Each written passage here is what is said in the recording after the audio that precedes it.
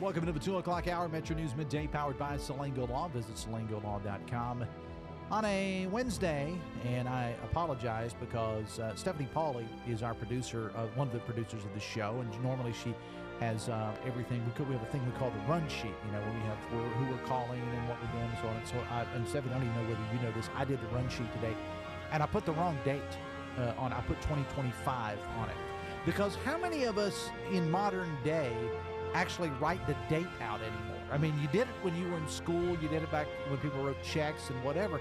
This may have been the first day that I have written the date down, and I was responsible for putting together the sheet.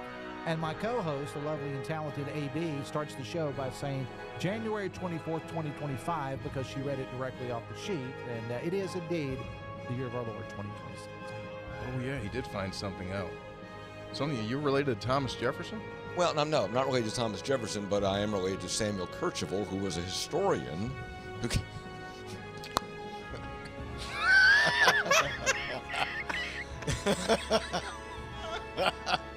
going to tell you something about Samuel Kercheval. Him and Jefferson out smoking corn silk. Kercheval told him, Thomas, I don't know about this country. Might want to start again. He could. So I don't have a monitor here, so I really can't see what happens at the beginning of the show. Mm-hmm. So at what point do I pop up? When the music starts and Mr. Announcer comes on? Yeah. So they see all the little panic things that I do that I'm still in the process of setting up? Yes. They see you shuffle about uncomfortably. They see you blow the dust off your headphones. They see you put in like 2 cough drops at the same time. Oh, yeah. I don't do 2 at the same time. Yeah. Okay. All right.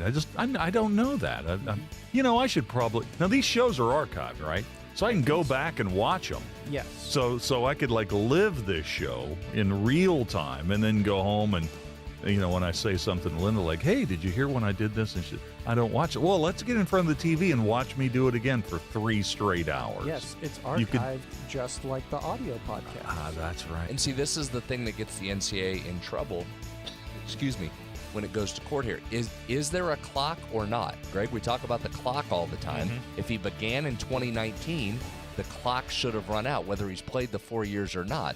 And that's part of the argument, because some guys go right through the clock, right? TJ Finley, we've mentioned many times on this show. 7th team coming up this year. He's playing for Incarnate Word. He's played 7 seasons at 7 different schools. Now, why hasn't his clock started?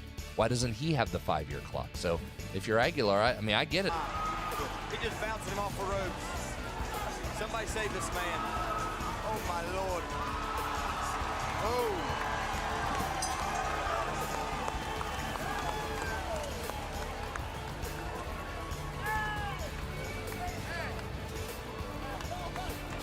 Very nice, very nice. He hit him with everything he didn't want.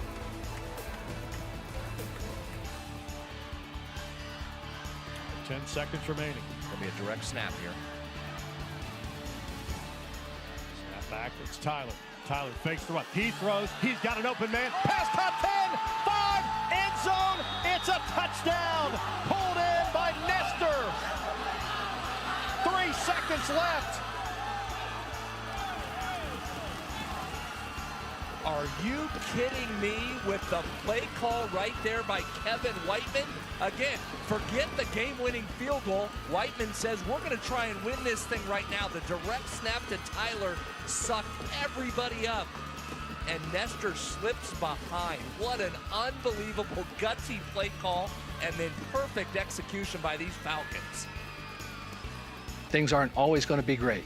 And sometimes, you can work really, really hard and it's still not great. You're still not successful. But, if you continue to do it, one way or another, things are going to be, work out. You're going to be successful. And it may not be in the world's eyes, but,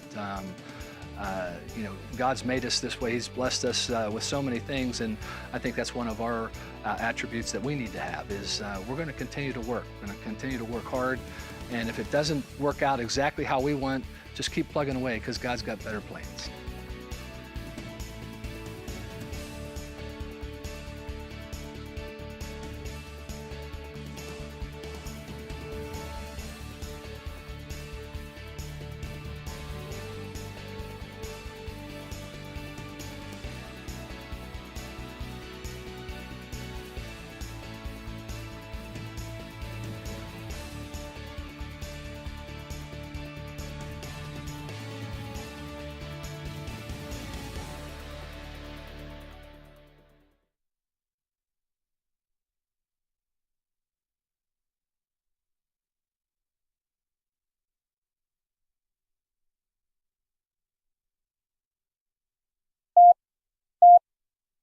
5, 3. Red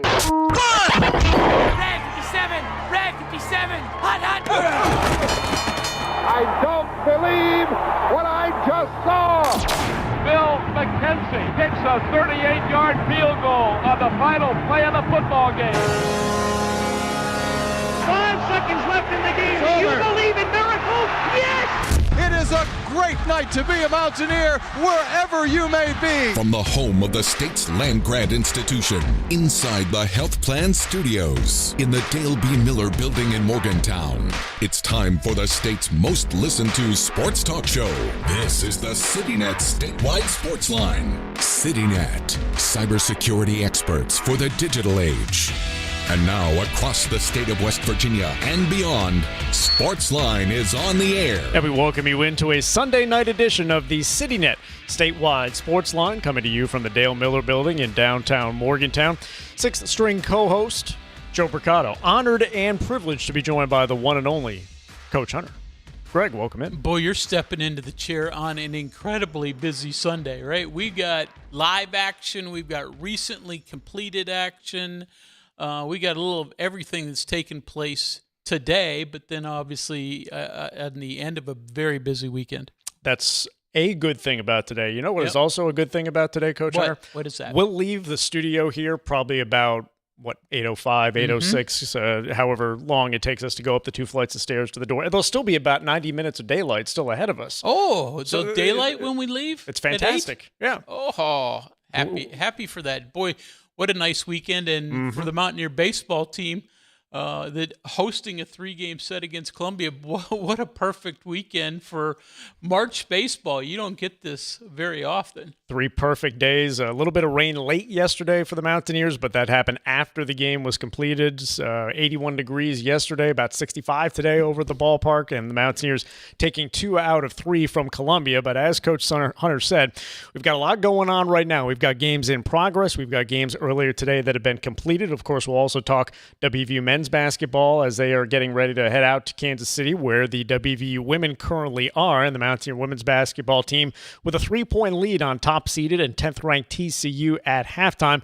The Mountaineers leading 26-23 at halftime. Of course, West Virginia seeking the conference tournament championship, and in all likelihood, what would come with it, hosting rights for the NCAA tournament. Although there was talking with a number of people over at the baseball field today, there's confidence that they may be able to get hosting rights even without a victory today, but you would have to think that's the last piece that they could possibly need to get a top 4 seed and host NCAA tournament games for the first time since 1992. Long way to go as there's still 20 minutes on the clock. Yeah, we'll see. I mean, after the men's fiasco last year, I don't think any West Virginia fan has faith in the selection committee doing something that will favor West Virginia. So, but you're right. I mean, obviously this game is important for a lot of bragging rights. It would be just the second ever Big 12 championship for West Virginia. It's their 4th time in the championship game.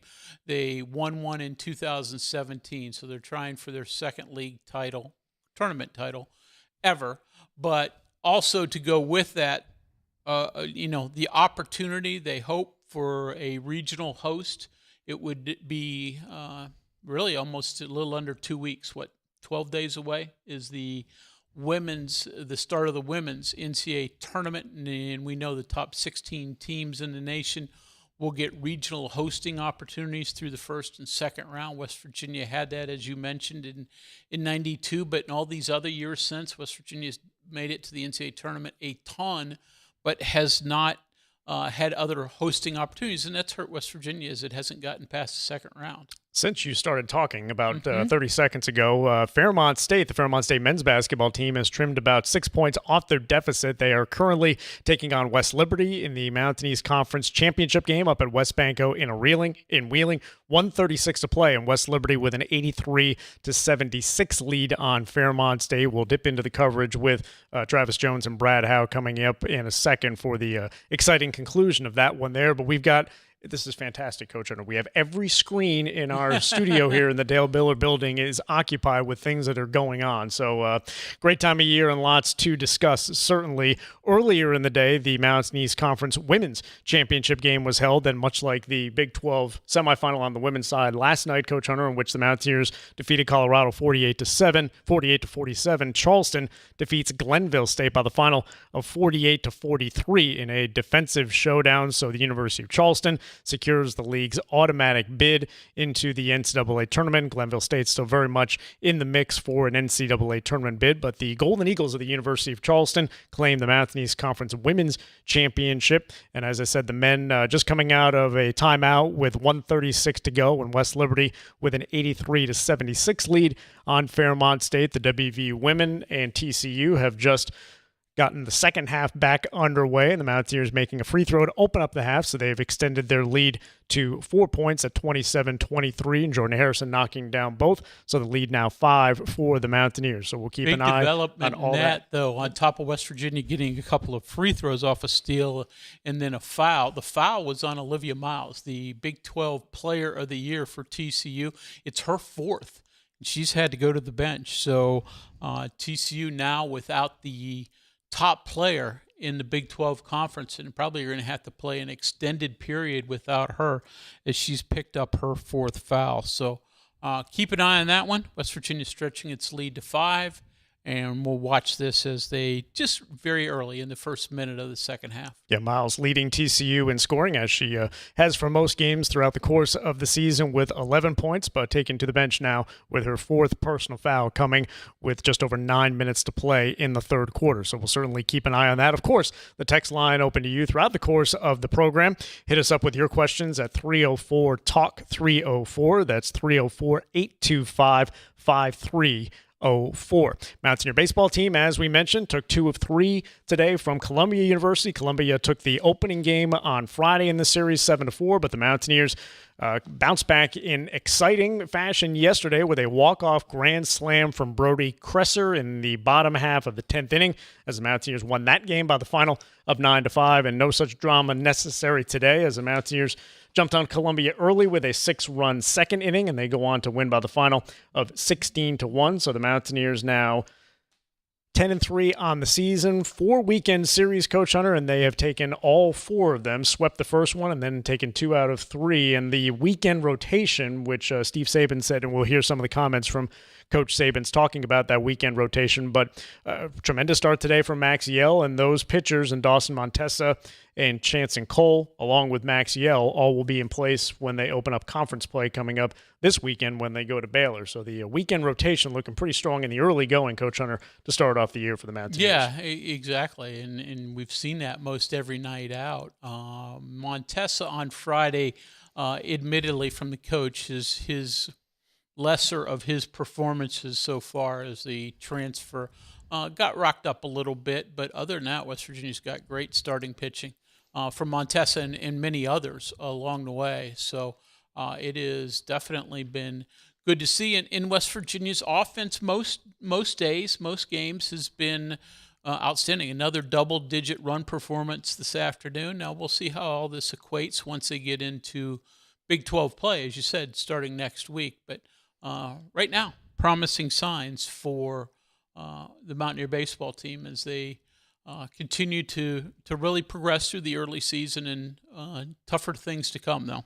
Mountaineers set to play host to Maryland on Tuesday afternoon at 2 o'clock. And then, as we said, a 3-game weekend series at Baylor, 7:30 on Friday night, 3 o'clock on Saturday, and then a noon first pitch at Baylor on Sunday to wrap up the series. And then the Mountaineers with then an extended series, or an extended period in which they'll be at home, scheduled to take on Penn State next week, next Tuesday night, and then opening their home Big 12 schedule with a 3-game set against BYU. Bit of a different look to that series. Instead of Friday, Saturday, Sunday, it'll be Thursday, Friday, Saturday, with BYU being the opponent and not being able to play on Sunday. So that's where things stand with the WVU baseball team, and we'll hear some of the comments from head coach Steve Saban's coming up later in the program. Mountaineer women, 7 minutes to go in Kansas City in the third quarter with a 30-26 lead on TCU. And as we take a look at the 80th screen that we have here in the studio. Coach Hunter, West Liberty looking good with about a minute to go.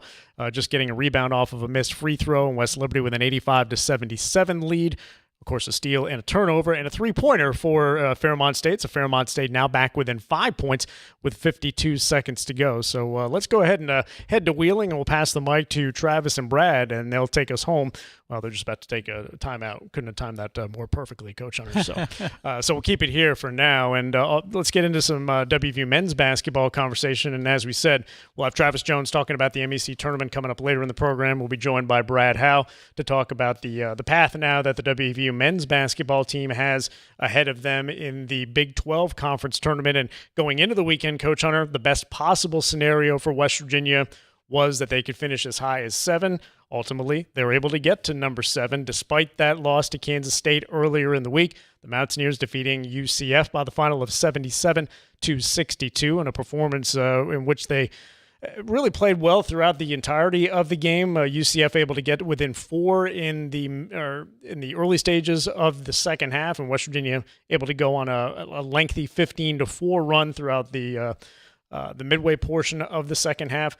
They get to the number 7 seed, and it's a team that they just faced not too long ago in Morgantown. They'll see first up coming up in Kansas City on Wednesday. Yeah, and certainly anyone who's followed the Big 12 conference possibly, all year, I should say. I shouldn't look past Kansas State just yet.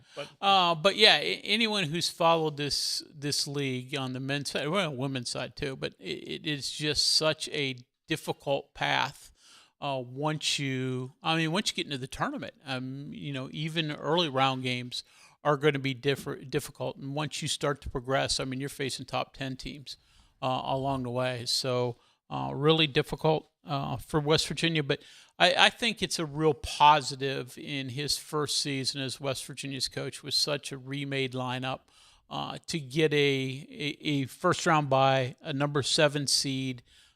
I think that's a huge accomplishment for Ross Hodge and his bunch this year. And what happens from here, we'll wait and see. It's going to take a really deep run, if not a tournament championship, for the men's team to get into the NCAA tournament. But I think there are a lot of positives to be taken out of this, and especially the way they finished the regular season. Let's take you up to Wheeling, Coach Hunter, because it's getting close. A 5-point game. West Liberty leading Fairmont State 85-80 with about 30 seconds to go up in Wheeling. We pass the mic to Travis Jones and Brad Howe. But how about Fairmont putting a little West Liberty on West Liberty there, forcing the long baseball pass? Peterson came out of nowhere. I don't even know where he was. Closed like a good cornerback with the pick, and we go the other way. And we still have a game. 2 of 4 at the line, Brad. First one up and good. This will make it a 1-possession game with 36 seconds remaining.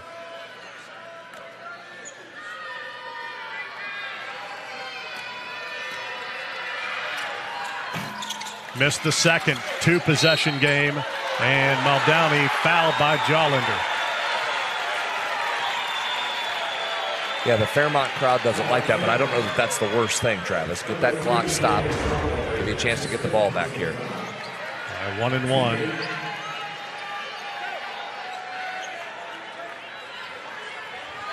There wasn't a lot of contact there, though, on the rebound. 34 seconds. Jollander fouls out. Muldowney 2 of 4 from the line in this game.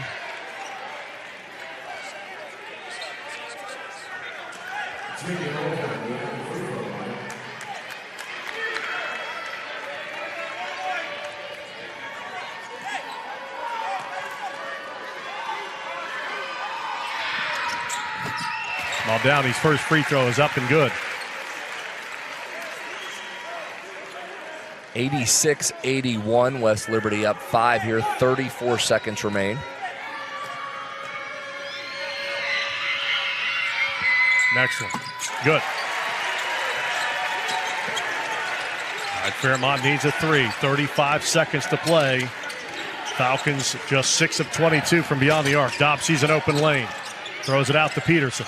Peterson, 4-3, back iron, high in the air, slapped out by Carter, but into the backcourt.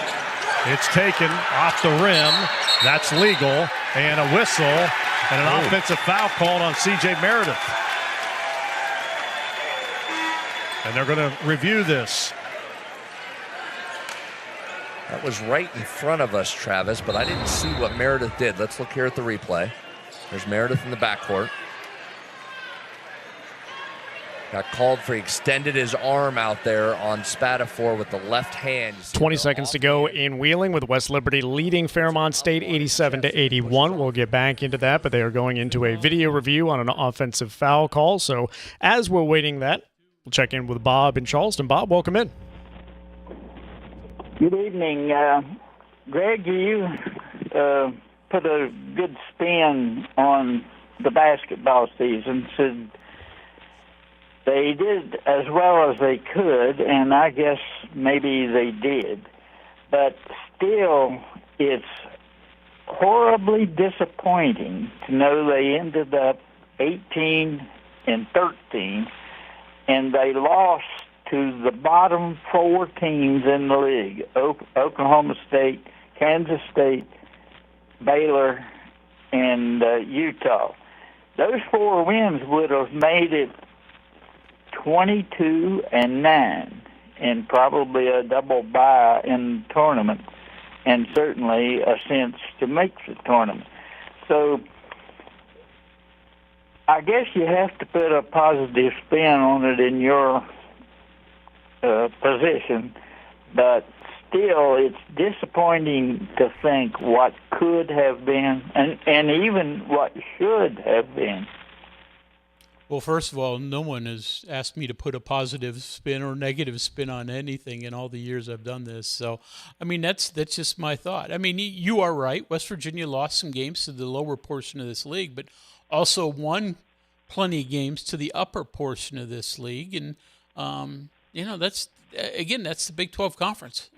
Everybody from 1 through 16 has guys that are can play. And, West Virginia came up short on several of those. You wish you had those back, but that's sort of athletics, wherever it is. Considering West Virginia was an 11th place pick in the preseason poll and finished 7th, I think they exceeded expectations from many. Would you wish it were a little bit better? A couple of shots here, a couple of shots there. Sure, you could be talking the NCAA tournament right now, but this team probably is about where or a little bit above where you would expect it to be. We lost 3 games to teams that had considerable losing streaks when they beat us, and we lost a game to a team that didn't have a coach and didn't have their best player. That's really rotten. Yeah. Well, I mean, I don't know how many of those rosters you look at closely, but there may not be one that's got, few lesser talent than West Virginia. I thought the Mountaineers got the most out of what they could. Kansas State, Penn, they were missing a couple of pieces, but the pieces that they had back, admittedly, had been a bit of a free fall. But they spent a ton of money to get that talent. You could look around the league and say the same thing. Sad for a to lot. think what could have been. Though. Yeah, you're right. Thank you. Could have, would have. That's life, and that's certainly athletics. You hope you learn some things as you move forward. I think there are a lot of positives. I mean, can you look at it and say, yeah, there were some negatives? Sure, but there were a lot of positives. We had a video review and a timeout up in Wheeling. West Liberty now leading 89-81 with 16 seconds to go. Back up to Travis and Brad. 2 shots for Dobbs. Second foul on Dante Spatafora, and that was not what West Liberty was looking for. Do not want to stop the clock in any way, shape, or form. Yeah, that's one of those, if you're Spatafora, he knows better. Just get away from him. Don't make any contact there. And Mike Lamberti, literally the last instructions he just said at the free throw line was do not foul the shooter. And Dobbs misses. The Fairmont's key free throw misses down the stretch here. Carter missing 2 out of 4. Diop 0 for 2. Dobbs 0 for 2 in his last 2 free throws as the West Liberty fans rise to their feet at the encouragement of Mike Lamberti. Dobbs makes the free throw. It's a 7-point lead. 15 seconds to play. Williams runs the baseline, gets it in to Montgomery. West Liberty out of timeouts, so they could not take one there. Trouble getting the ball inbounded. Finally got it figured out. Peterson picks up his 4th foul, and now Miles Montgomery. It's his turn at the line.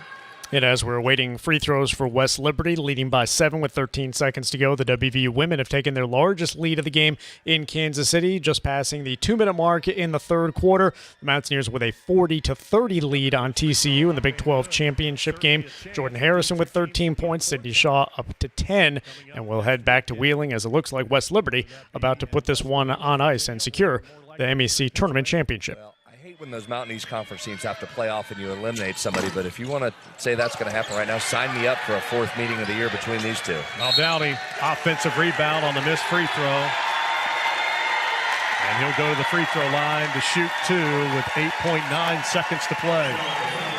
You did not chime in much today on reviews, but I'll give you credit. You did predict that Meldoni would come up here late, and he has. Free throws and then a big rebound right there to keep it alive. Yeah, it's not a big ledge to be on, though. Watched him enough to know that crunch time is his time. Misses the first free throw, 8.9 seconds to play. 90-82, 91-82. Again, Fairmont got as close as 4, had a chance to get to 3, but missed the free throw. Peterson all the way to the basket, lays in his first field goal, 3.9. Ball comes in, and Spatafor and Peterson, they've been tied up a few times in this game, and again they're tied up, and again we're going to have a review with 3.9 seconds to play.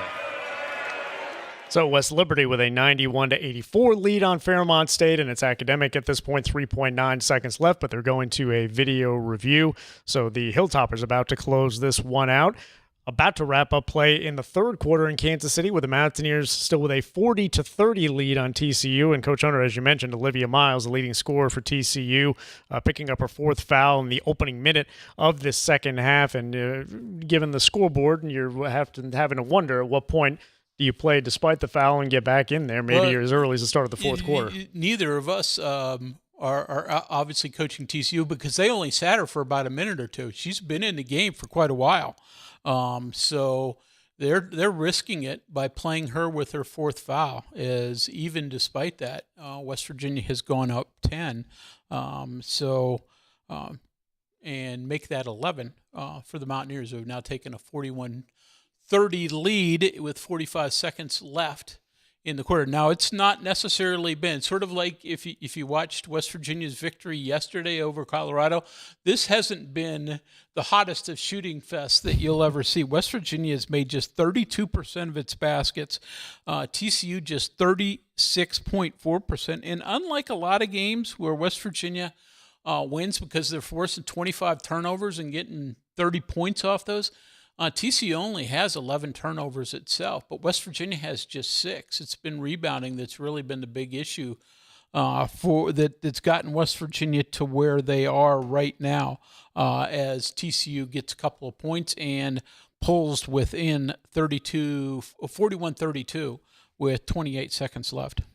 Pair of free throws for Fairmont State. They make one off of a video review, so now Fairmont is within 6 with 4 seconds to go as we send it back up to Wheeling. This game, 14 of 22. And to your point, how fast can you get? Is it going to be Martinez coming around the outside here for a 3? Can he get it off quickly? West Liberty thinking the same thing. Martinez in the corner for 3, and he's fouled with 2.1. Oh, the one thing you can't do if you're West Liberty is foul there, and they're probably going to take a look at this to see if it was a kick out. I don't know that it was. I think that's just Montgomery's a little bit close here. Review for a timing error. And they're going to look at it for a timing error. Coach Hunter, we came on the air. They were in the final media timeout in Wheeling, and the last 3 minutes and 58 seconds has taken 24 minutes. But again, West Liberty up by 6, looking about to close it out there, and they're just about to hit the third quarter break in Kansas City with West Virginia leading TCU 41-32. The Mountaineers looking to hold for the last shot in the quarter with Jordan Harrison dribbling the ball with about 10 seconds left, and the Mountaineers taking at least a 9-point lead into the end of the third quarter as Harrison gets into the lane, gets the shot to go. So the Mountaineers are going to take a double-digit lead into the fourth quarter of the Big 12 championship game. West Virginia leading TCU 43-32. 10 minutes to play in Kansas City, and the chance for the Mountaineers to pick up the conference tournament title, and with it, almost certainly hosting rights here for the opening rounds of the NCAA tournament. And again, we don't want to look too far ahead yet because there's still 10 minutes to go, but you'd have to imagine that the crowds, which have been good late in the season, now that the Mountaineers, just with the way the schedule fell, they didn't have a lot of regular season games on weekends. It seems like every game was a Tuesday or a Wednesday, but I would imagine that the crowds and the expectation for postseason basketball in Morgantown at the NCAA tournament level will be something we haven't seen in quite a while. Yeah, I mean, again, I remember that 92 game.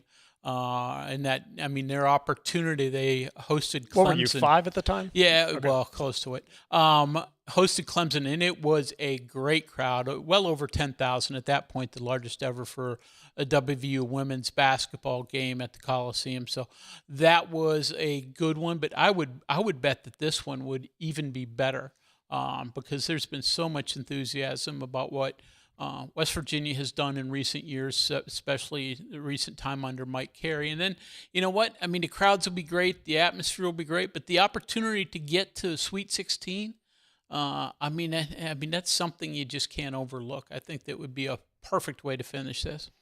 Let's finish it up in Wheeling, shall we? Spatafor gets it in, and Muldowney fouled with 2.7.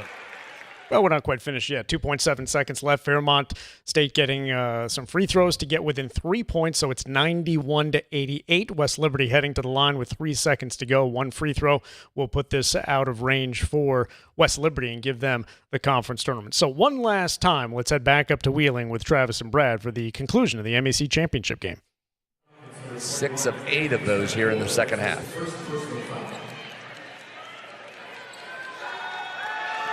.7 seconds left. Muldowney, no problem. Looks over at the crowd as it goes through.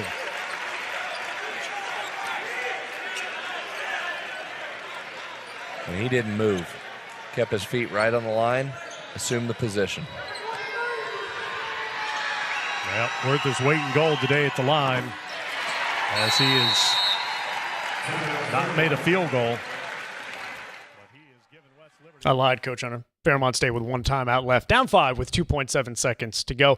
Let's go ahead and take the break, and then if Travis and Brad have post-game interviews from up in Wheeling, we will dip into those as West Liberty about to close things out on Fairmont State. The CityNet statewide Sportsline continues after this.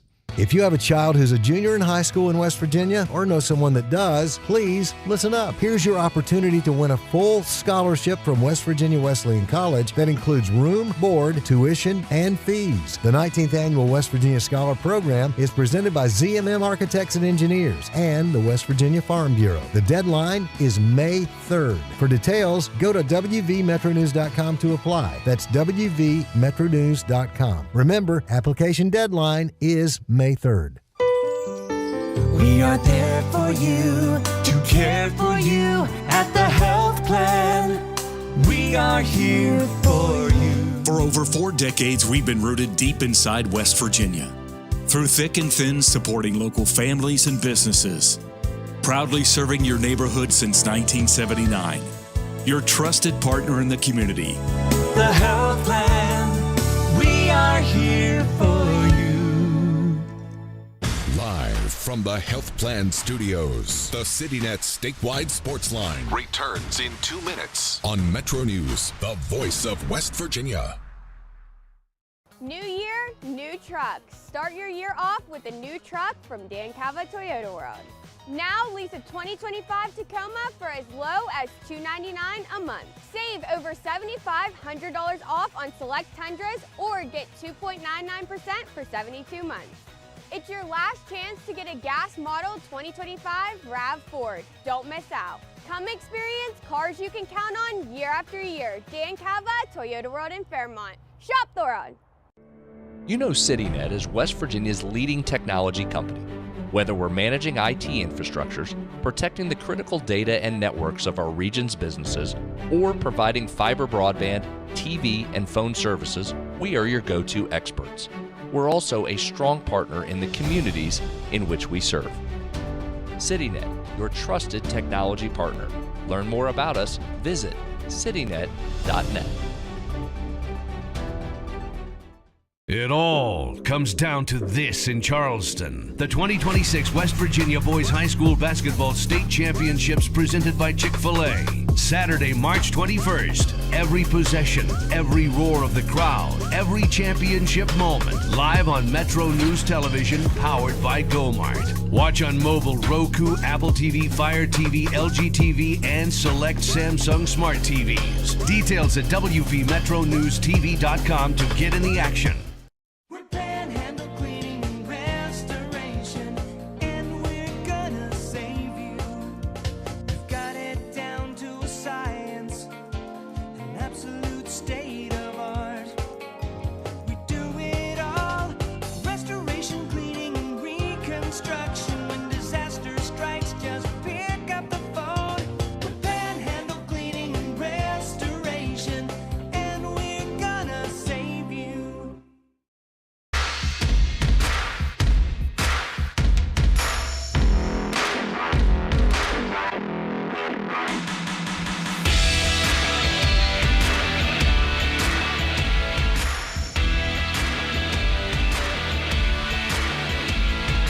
Well, it's all over in Wheeling. West Liberty wins the Mountain East Conference Men's Basketball Tournament Championship.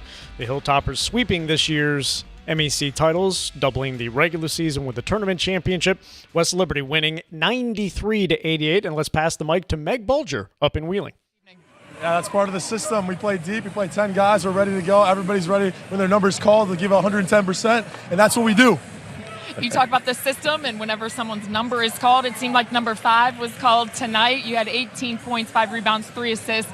Just talk about that system and next man up mentality that you had. 100%. Our coach gives us confidence every day, every single day. Whenever your number's called, you can go out there and you can make a play. All right, you got me jacked up, ready to play. Congratulations. Good luck moving forward. Thanks. That's Meg Bulger speaking with West Liberty's Peter Laudas as West Liberty wins by the final of 93-88. So West Liberty with a chance at hosting rights in the NCAA Atlantic Regional Tournament, and those announcements will come from the NCAA coming up later this evening. About 10 and 10:30 are the expected release times for those. So West Liberty with a chance at hosting more postseason basketball. And one more time to Meg with head coach Michael Lamberti. Resiliency of this team after a tough game last night, come out, faced every single run that Fairmont had up until the last 2 seconds. Just talk about the heart and resiliency of your team. Yeah, we talked about it at halftime that they were going to make a run and we got to be able to handle their punches, and our guys have stuck with it for freaking 120 minutes in 3 games, right? We got down to versus Davis and Elkins, got down really big versus Glenville State, and we built that lead in the first half, and it was enough to overcome what they hit us in the second half. And really proud of our guys to stick through that in every single game in this tournament. You've been here. You know this situation. You played here. An assistant coach here. Left and came back, and now you have your first MEC title. What's the difference? How does that feel? Has it set in? No, not really. I'll probably look back on it when the season's over and think, wow, what a heck of a first year. But it's been a full circle moment. There were many moments as a player, as a freshman and sophomore at West Liberty, where I'm thinking, I don't know if I can cut it out here. And to go with those 5 years as a player, 5 years as an assistant, West Liberty is a special place. It's home, and I'm fired up to be the head guy and keep this tradition going. Great. Congratulations, Coach. That's Meg Bulger speaking with West Liberty head coach Michael Lamberti on the Metro News postgame broadcast, and we'll have a postgame story on that contest from Wheeling coming up at WVMetroNews.com. And as you said, Coach Hunter, coming into the week, West Liberty was number 2 in the Atlantic Regional rankings. Fairmont State was number 3, so a chance that those two squads maybe haven't seen the last of each other, and we could have a trilogy in the NCAA tournament. Yeah, it could be really interesting as those two certainly are going to make the field and hosting opportunities for them. But I guess it'd be more over in Kansas City. West Virginia is trying to hang on right now, 50-41 as a bucket by the Horned Frogs has decreased what had been a 14-point lead by West Virginia down to just 9 with 4:28 left. So we'll get back into that, and we'll tell you how they finish up in Kansas City. We will take a break, and then we'll talk some WVU men's basketball as the Mountaineers get set to head out to where the women are currently looking to finish up business, as the women have a 9-point lead with 4:40 to play. The CityNet statewide Sportsline continues after this. We are there for you, to care for you at the health plan. We are here for you. At the Health Plan, we are here for you, and we have been one of the most trusted carriers for over 40 years. Headquartered right here in West Virginia, providing exceptional health coverage and local customer service. The Health Plan, we are here for you. Worried about paying for college? Metro News is proud to present the 19th annual West Virginia Scholar Program, where one high school junior in West Virginia will win a full scholarship to West Virginia Wesleyan College, including room, board, tuition, and fees. For details, go to wvmetronews.com and click the Apply Now button. Deadline is May 3rd. The 2026 West Virginia Scholar Program, presented by Greer Industries and the West Virginia Hospital Association. Go to wvmetronews.com and apply today by May 3rd. Live from the Health Plan Studios, the CityNet statewide Sportsline returns in 2 minutes on Metro News, the voice of West Virginia. When I was heavy, being on my feet all day seemed like torture. Makes you feel defeated. I'm just going to be like this for the rest of my life. But then I thought, I'm done acting like that. I'm not going to be like that anymore. Bariatric surgery at WVU Medicine helped me lose 265 pounds. It's always been my goal to have my own place. I want everyone to feel welcome here. I would never have been able to do all these things before without WVU Medicine. New year, new trucks. Save over $7,500 off on select Tundras or get 2.99% for 72 months. Come experience cars you can count on year after year. Dan Cava, Toyota World in Fairmont. Shop Thoron. Download Metro News Television on your iPhone or Android. Search Metro News Television in your app store. Create an account today to get alerts and watch all live and archived content. Download now. Touchdown! You own a boat because you love spending time on the water. Choose the outboard that allows you to make the most of it. Honda Marine's legendary reliability, ease of maintenance, and powerful performance keep you going strong. And they're all backed by the peace of mind protection of the industry's best limited warranty. Visit your Honda Marine dealer today and find out why it's more than an engine. It's your time on the water.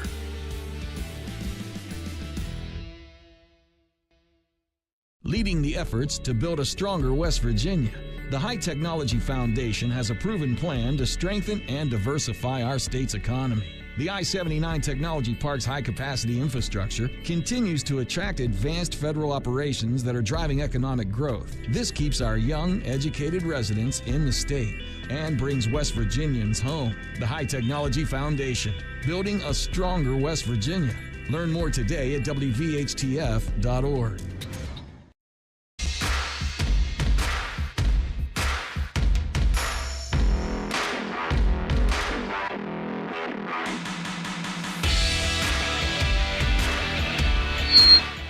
Welcome back into the CityNet statewide Sportsline. Joe Mercado and the coach, Greg Hunter, taking you up until 8 o'clock this evening. Just about to get back underway after the final media timeout in Kansas City. The Mountaineer women's basketball team with a 50-41 lead on TCU. On the text line, Coach Hunter, Greg in Lake Norman, big fan of the program.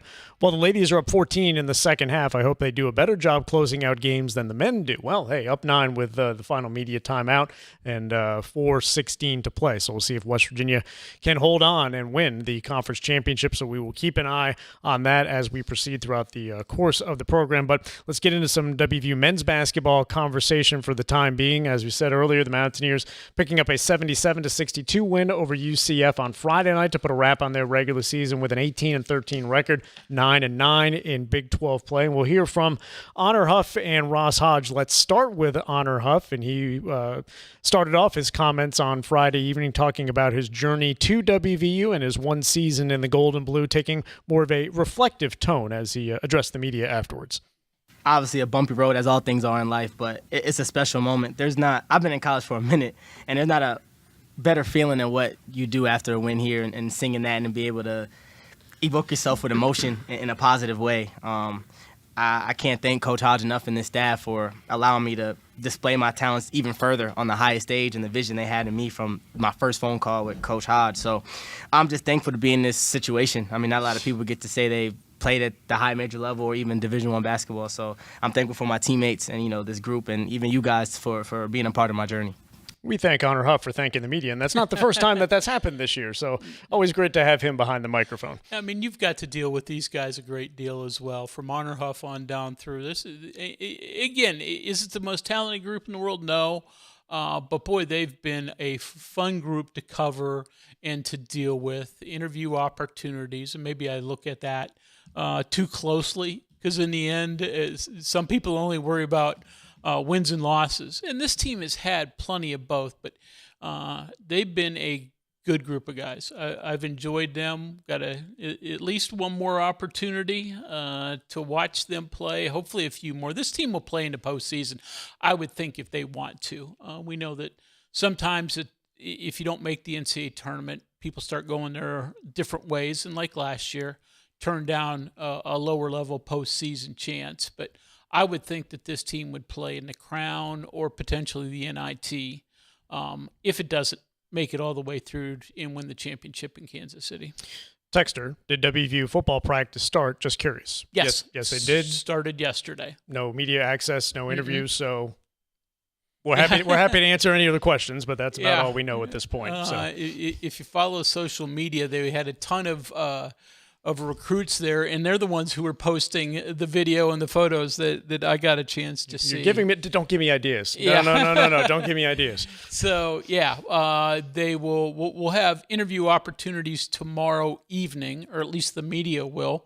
Right in the middle of the show, don't necessarily like the timing of the interviews for selfish reasons. You've got influence. You got us into practice for 11 minutes last year. So unfortunately, they didn't look at my schedule when they decided how to do the press conferences. But anyways, I mean, that's not here nor there. But yeah, it started yesterday. They'll go basically 3 days a week for the next, I guess it's really 6 weeks. They'll go 3 days a week this week. Then at spring break at WVU, they'll take that week off completely and then go again, 12 more practices over the next 4 weeks, culminating with I guess they call it now the Gold Blue Festival. Yeah. And saw the other day, I mean, if you're a country music fan, it's actually a pretty big announcement. And Jake Owen, a rather substantial, notable country music star, will do a post-spring festival concert.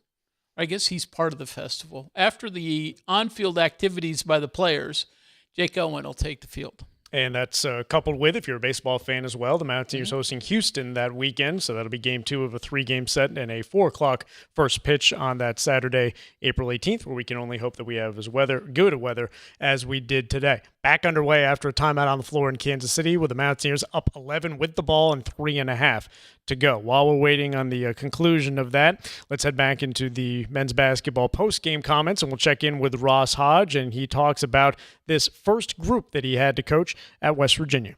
I think when they decided to come here, that was part of the attraction. They knew that they wouldn't just be representing a basketball program or a university, that you actually represent a state. And the way that they're received in public by real people, they run into people, and whether it's grocery stores or parking lots, just the level of appreciation and gratitude that they feel from people in Morgantown is ultimately why they wanted to come here to begin with. And yeah, it's special to play here and represent this state, and there's not a lot of places like it. Another from Coach Hodge on Honor Huff and the impact that he has made in his lone season with the Mountaineers. He was the first, like Jasper and Bilo obviously jumped in, you know, and they had been around me, but he was really the first one of the new guys to like trust the vision and jump in, and he's such a weapon, you know, and just knowing you're coming to this level, like, you know, you're going to have to back up a little bit to get it over the length. And I just thought he's grown so much as a player. He really has over this year. He's seen just about every defense you can imagine. He's been the focal point of every team's defense that we've played. And he had some great looks in the first half that he didn't get to go down. But it had, you know, in the past, maybe that would deter him or knock him off center. And he still was able to do other things to help us win. 4 rebounds, 4 assists, no turnovers. His ability to take double teams and make plays has grown so much over this year. And yeah, I mean, I still get surprised when he misses. I do. You know, if he shoots it, especially if he gets a clean one. If he gets a clean one, I'm sure everybody's kind of like, man, I'm surprised he didn't make that. That's the level of shot prowess that he comes with. That literally every time he shoots it, as long as he's not falling down, and even then sometimes you think it's going in. Under 2 minutes to go in Kansas City, and it's looking good for the Mountaineers. They lead by 11 with the ball, 54-43. Now with 1:36 to go, and West Virginia looking to close this one out and claim the Big 12 Conference regular season championship. Let's get to a couple more comments from Coach Hodge, and then we'll jump back in. Hodge on the tools to keep going as the Mountaineers get ready for postseason play. It's a team that wants to be around each other and legitimately wants to keep going. And there's a lot of teams around the country that do not want to keep going. And in some ways, that's what you're fighting for. Yeah, you're fighting to keep playing games, but if you really care about each other, you're fighting for like one more film session, one more plane ride, one more bus trip. And the teams that I've been around that have had the level of success that we've had, they enjoy being around each other this time of year. Special guard play always helps, and then you usually typically have to have an ability to win a game or two that is ugly and or you were fairly fortunate to find a way to win in. WVU women now up 12 with 1:30 to go, and Jordan Harrison with 1 free throw pending as the Mountaineers await the confetti in Kansas City. One more comment from Ross Hodge. Does he still believe that the NCAA tournament is in play as a possibility for his team? We put this team together with the belief that we could win games in March and could make a run in the NCAA tournament, and I still believe that this team can do that. You know, does that mean it's going to be perfect? No, it hasn't. You know, like but like that was the intent, and to do that, you kind of have to you got to get the best players you can get with the best character and the characteristics that you're looking for.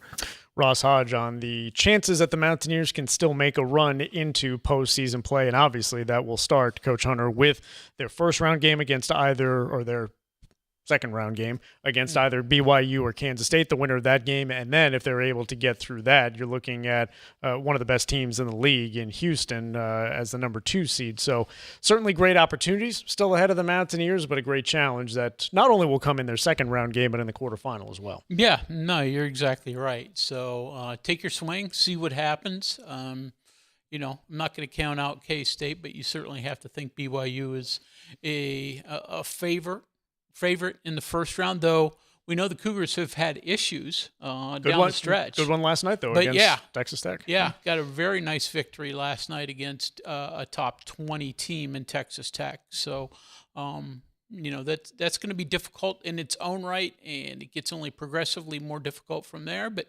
again, take your swing. We've seen when Honor Huff is on, he can carry you a long, long ways, and then you add in all the other ingredients that go with it. So if Honor Huff is hitting shots on that glass court at the T-Mobile Center, if he likes that to his liking, then West Virginia should be in reasonable opportunity to pull out a victory. You mentioned the glass court, and it's surprising it took us 50 minutes of show before we got into that. I'll say this: the one thing that does kind of look cool is just looking at some photos, and if you have the light coming off of the floor and players like diving for a ball, that's just the video / photo nerd in me coming out and saying, it does kind of created a little bit of a different look, but much more importantly, under a minute to go now, back-to-back buckets from TCU. The Horned Frogs getting within 8 points, timeout on the floor, so it's 56-48 Mountaineers with the ball coming out of the timeout as they look to close this one out. Never easy, right? For West Virginia, you felt really good a few seconds ago, and all of a sudden 5 quick points by the Horned Frogs, and you realize, okay, that's the number 10 team in the country. They're not going to go quietly. So West Virginia's still got to make some shots, or at least make some plays, probably make some free throws before this is over. Handle the ball. They've had a couple of bad turnovers recently that have not helped them, and they hadn't had many of those throughout this game. They now have 10 turnovers as a team. So up until this point, turnovers haven't been an issue, but it's hurt them as they get to this moment. So West Virginia's going to have to hit some free throws as they are up 8, and we're going to see some more for West Virginia. Marta Suarez, who was the infamous shot three-pointer at the Coliseum earlier this year, she's hit some shots in the second half to help the comeback for TCU. Though she is now just fouled out, so that does not hurt the Mountaineers. A 6'7" Spaniard is done for the evening, and so that Mountaineer killer from earlier this season going to have to watch the rest of this one from the bench. Since this show has been jumping around without much regard for the rundown, let's head to Brad Howe up on his way back from Wheeling following West Liberty's 93-88 victory over Fairmont State in the MEC men's basketball championship game. Brad, and I'll be honest, there were times where I was, preparing for the show, and West Liberty looked like they had this well in hand before Fairmont State really made a game of it late. Yeah, you're exactly right. But first of all, Joe, if you need me to hang up and you call me later as you follow that women's game here, I don't want to mess that up. You got a good one coming down the stretch here, and potentially historic finish for the women's team. So just jump over me and interrupt here if there's some breaking news. Okay? Well, the last 4 minutes of your game took 26 minutes of real time, so who knows what we'll have, and we'll be happy to talk with you now. But to West Liberty's credit, and we see great games between these two teams all the time. They always seem to find themselves in either the latter stages of the tournament or the championship game, as it's been in recent years. But what allowed West Liberty to hold on down the stretch against a great rally from the Falcons? Yeah, you asked me a couple really good questions there, and I don't blame you. As that game was going on, West Liberty had it in hand from the very beginning, and quite frankly, that was a little bit of a surprise to me as they had such an emotional double overtime win late last night. We played almost up to midnight last night, and West Liberty hits a last-second shot in regulation to force overtime and then ultimately outlast Glenville to win that game. And they came back today, guys, and you wouldn't have known if they played last night until midnight or if they'd been off for 6 weeks. They were ready to go, the trademark pressure and up-tempo speed of West Liberty. And I think at the end of the day, what it was today is West Liberty, one, finally got some shots to drop from outside, and that was a big difference in the game, the gap in the percentages from three-point land. But number two, just West Liberty did what they do and had an answer for Fairmont State every step of the way. Every time Fairmont tried to make a little bit of a run at them, including late with 2 seconds to go, West Liberty was able to hold them off, and it was certainly an impressive tournament run for first-year coach Mike Lamberti. Okay, we'll keep people up to date a little bit on the women's side. 56-50, West Virginia with the lead, 38 seconds to go. Mountaineers just called the timeout, so they will have the ball. But TCU on a 7-0 run over the last 45 seconds has taken a substantial Mountaineer lead down to a little bit of nervous territory for the Mountaineers. So, Brad, we'll keep people up to date on that one. But switch over to Friday night's men's game. What you thought about West Virginia's performance in really one of their more impressive victories of the year. They've had other ones, admittedly, but nice win over UCF and nice way to close out the regular season, the home senior day for everybody. Just a feel-good atmosphere. I agree with that, Greg. I thought it was just a wonderful night, and I think there's a couple things. And let's first take big picture, because I think we're getting lost a little bit in the story of this team, and maybe a narrative's getting out there that I don't know that I necessarily agree with. I think you look at where this team is, and it was a chance to provide some stability, and I think that's what we all hope Ross Hodge has brought to this program, guys. I mean, if you go back and turn the clock back, you had 3 straight losing seasons in conference play in 22, 23, and 24. And then, of course, we know what went on with Bob Huggins and Josh Eilert taking over as an interim, and then Darren DeVries coming in and breathing some life back into this program, and then turning around and leaving after 1 year, and you're back wondering where this program was going and what it was going to become. And I do feel like Ross has provided some stability. Now, you guys are certainly welcome to come back on me if this changes over the next couple of weeks, but I feel like you've got the right coach and a guy that appreciates what West Virginia is about, not only as a university, but a state. And I think that has transferred down to these players. And you just heard Ross talking about it in the postgame there. I think this is a group that really wanted to be here, and they wanted to wear the gold and blue, and they took a chance on the vision that Ross and this staff was putting forth. And I will always give them a lot of credit for helping to restabilize this great program and help to move it forward. Now, you go on the court, and I think that's an unbelievable win for this team that had struggled there down the stretch. We know how disappointing the loss was to Kansas State. So to get yourself back up off the mat and finish this regular season out on senior night in front of a great crowd when you still had a lot to play for, I give this team a lot of credit, and I thought they came out and did a great job both defensively holding that UCF team to just low 60 points, and then turned around and put forth one of its best offensive efforts of the night as well.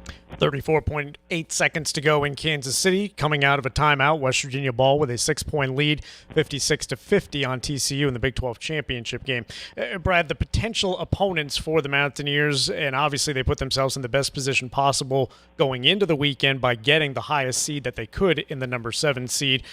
Having faced both Kansas State and BYU recently, yes, the Mountaineers defeated BYU. They lost to Kansas State, but I don't think there's any question that if somehow Kansas State is able to emerge from that matchup against the Cougars, that's a preferable matchup for the Mountaineers.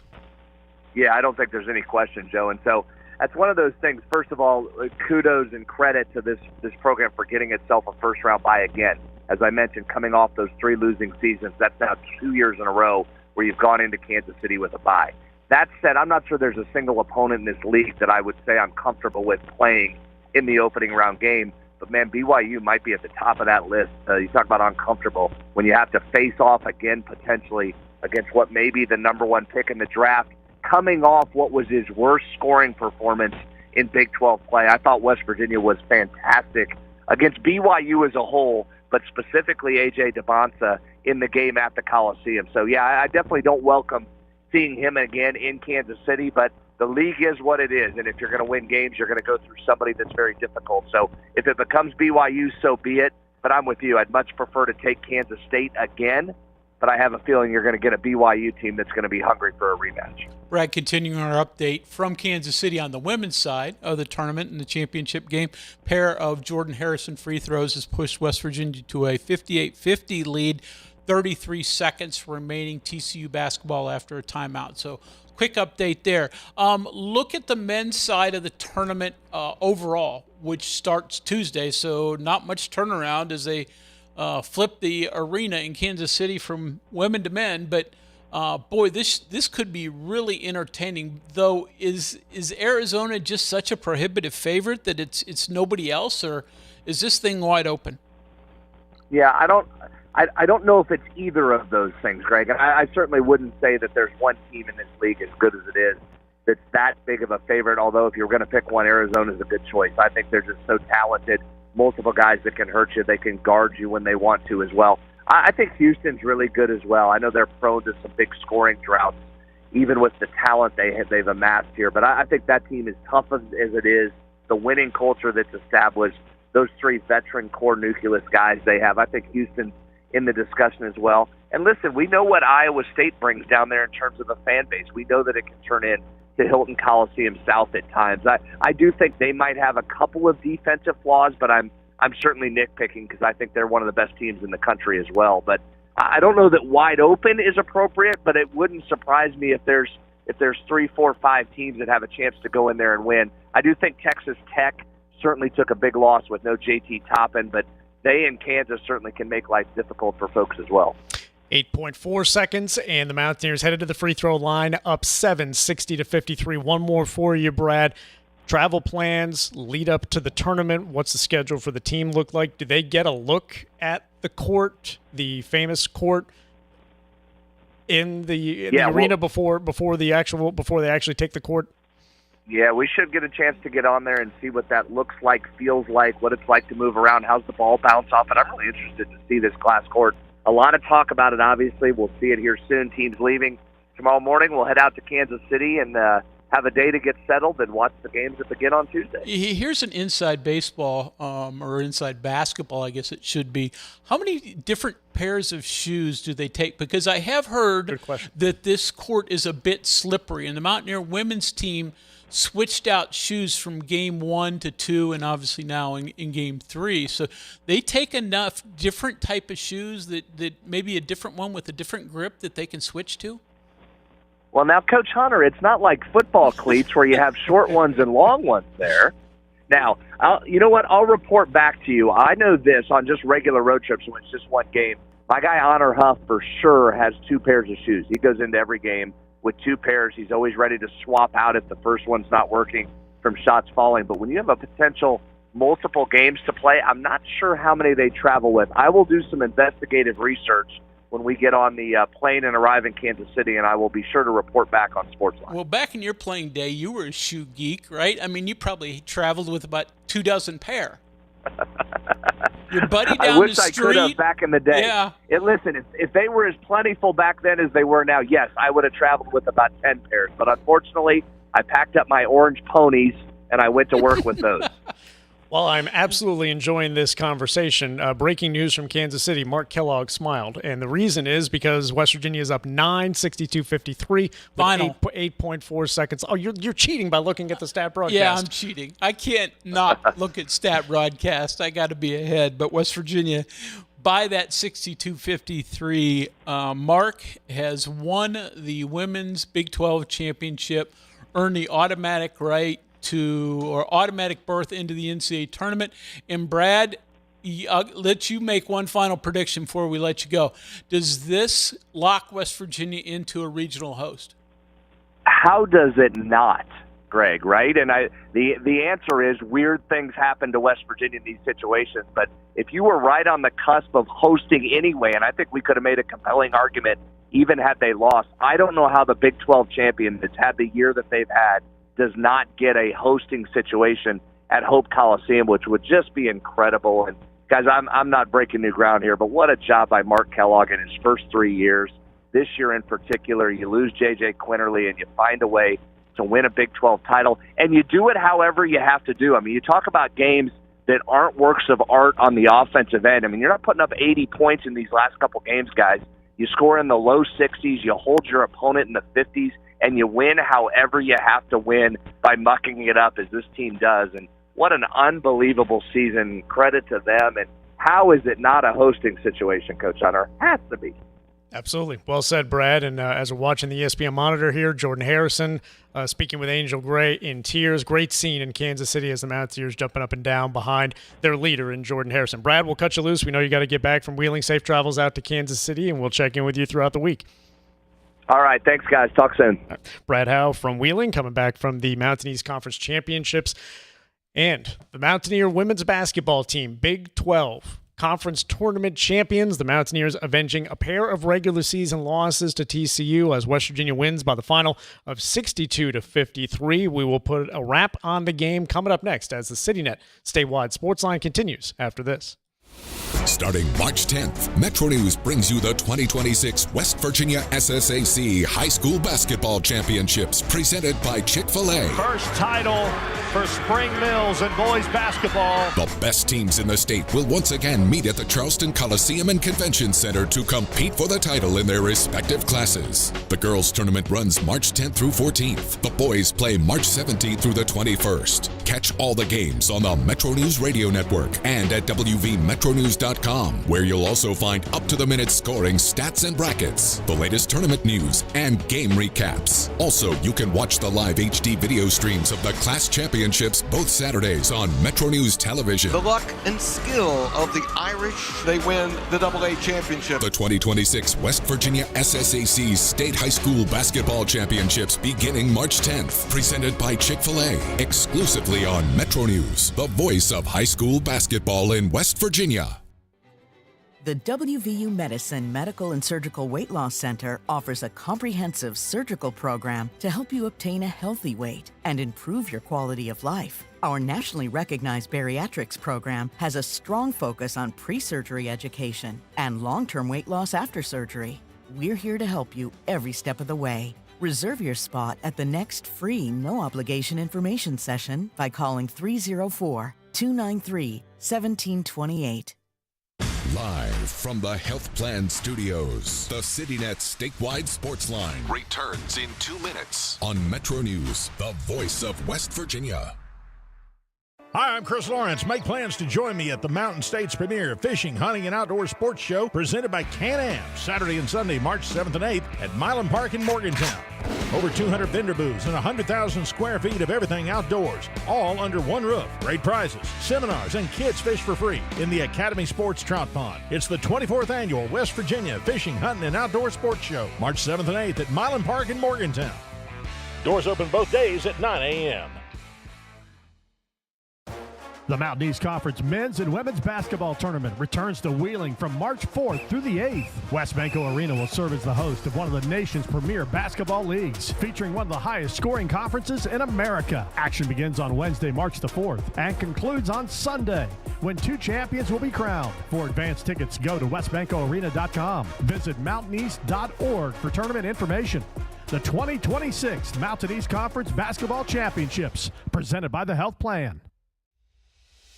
On the next State of Minds. I came here to Morgantown, the WVU. I wanted to play football. Tried to walk on, but I was humbled very quickly. So I joined the WVU forestry team.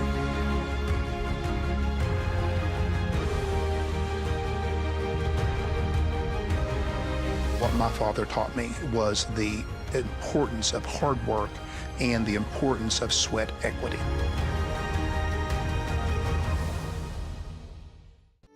We are there for you, to care for you at the Health Plan. We are here for you. The Health Plan proudly supports our active and healthy communities and has been your most trusted carrier for over 40 years. Log on to healthplan.org for more information.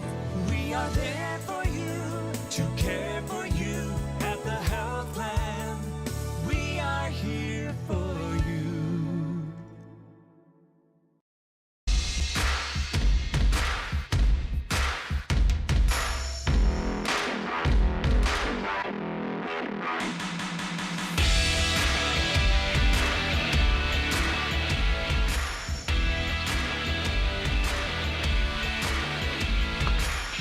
Only the people watching the video stream just watch me drop the pen and then throw it halfway across the room. Welcome back into the CityNet statewide Sportsline. It is all over in Kansas City.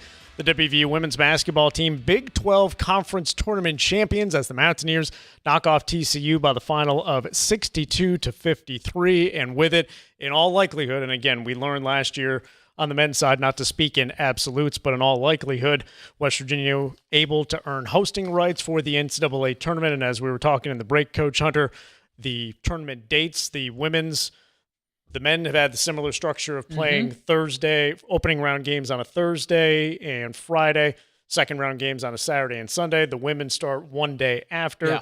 So for the Mountaineers, it would either be a Friday, Sunday, first round, second round situation, or a Saturday, Monday, first and second round situation. You will find out. Their selection Sunday is actually the same day as the men, just even a little bit later. So you're going to have to wait a little while to find out West Virginia's exact path. Now, you'll find out if West Virginia is a top 16 team and thus then a regional host on Saturday, because the NCAA will announce the top 16 and each who will get regional hosting opportunities on Saturday. And then starting at 8 p.m., they'll have the women's selection show on Sunday. So that's the time frame for that. But as you said, those first-round games. It could be a Friday in Morgantown, could be a Saturday in Morgantown.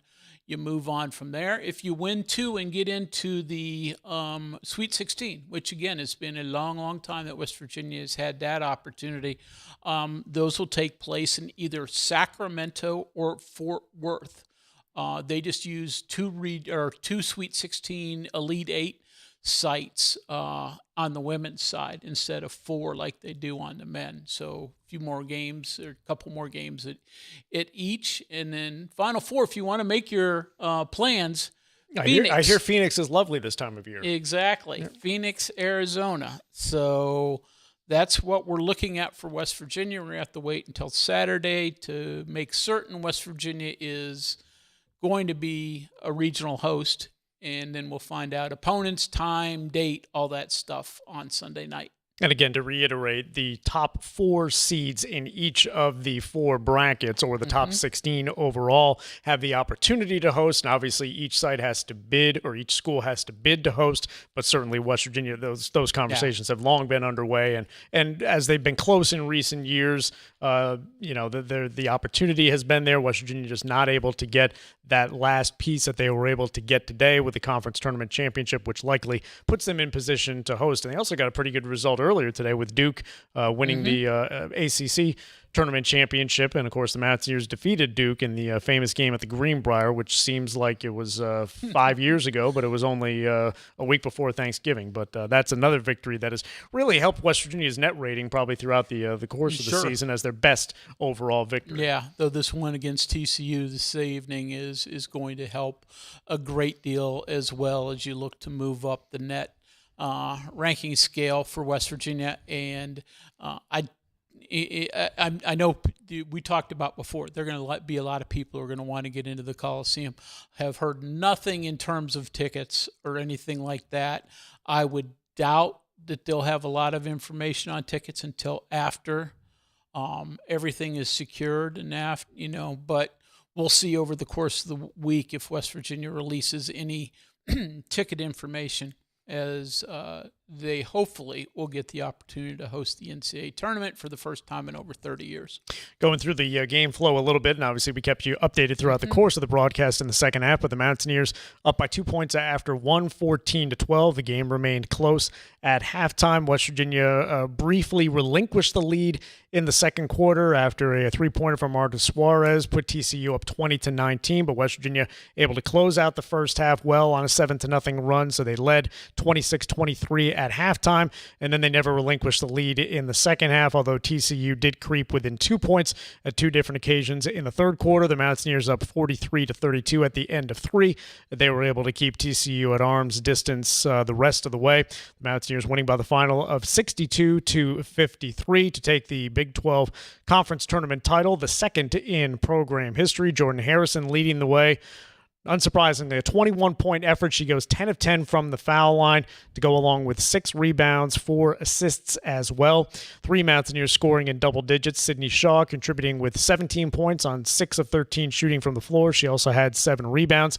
And Mimi Wheeler, 10 points and 8 rebounds for the Mountaineers as they celebrate the championship. You mentioned the TCU is one of the Sweet 16 Elite, or Fort Worth is one of the Sweet 16 Elite 8 sites. That's not at TCU, not at Schollmeyer Arena, the other Dickey's Arena, I think. Yeah. The public arena, and relatively new. I think it's very nice. I've sort of been by it on my way to TCU in the past, but no, it's not the one on campus arena. But for TCU, which is probably, we assume, is going to have regional hosting opportunities itself, they may not have to leave Fort Worth unless they get it all the way to the Final Four. So great chance for the Horned Frogs. For TCU, Olivia Miles ended up with 17 points. He said Martha Suarez before fouling out Marta with 16 points. But TCU shot just 33% from the game. For the game, West Virginia, after some struggles through the first half shooting, ended up increasing that greatly in the second half. They shoot 40% of the game, and the rebounding was a big asset. West Virginia with a 41-34 advantage on the boards, and wound up causing just 11 turnovers by TCU. West Virginia had 10 itself, so not a normal game in that regard. All the turnovers West Virginia forced, but they did create defensive havoc that didn't allow TCU to put up many points and to miss a ton of shots. So the Mountaineers picking up their 27th victory of the season. They improved to 27-6, and that comes off back-to-back 25-win seasons in each of Mark Kellogg's first 2 seasons leading the Mountaineers. Think about how close they were, Coach Hunter, to potentially having the regular season and conference tournament title sweep if the three-pointer at the buzzer or just in front of the buzzer at Hope Coliseum in their early January matchup doesn't fall for TCU. We're talking about who knows what could happen over the course of the rest of the season, but potentially a sweep of the Mountaineer women's basketball teams in the Big 12 titles. But they get the one today, which in all likelihood means that and Jordan Harrison, a week ago at this time, after the victory against Cincinnati, stepped up to the podium and was pretty confident that this team could get more. She was asked about senior day, taking the court one last time, and quickly reminded everybody that there's still the potential for more home games. And it looks like, certainly, the Mountaineers have put themselves in great position to have just that. We'll talk more about the Mountaineers and TCU. Travis Jones is going to be joining us on his way back from Wheeling to put a wrap on the Mountain East Conference tournament and the postseason pictures for some of the teams that took the court today.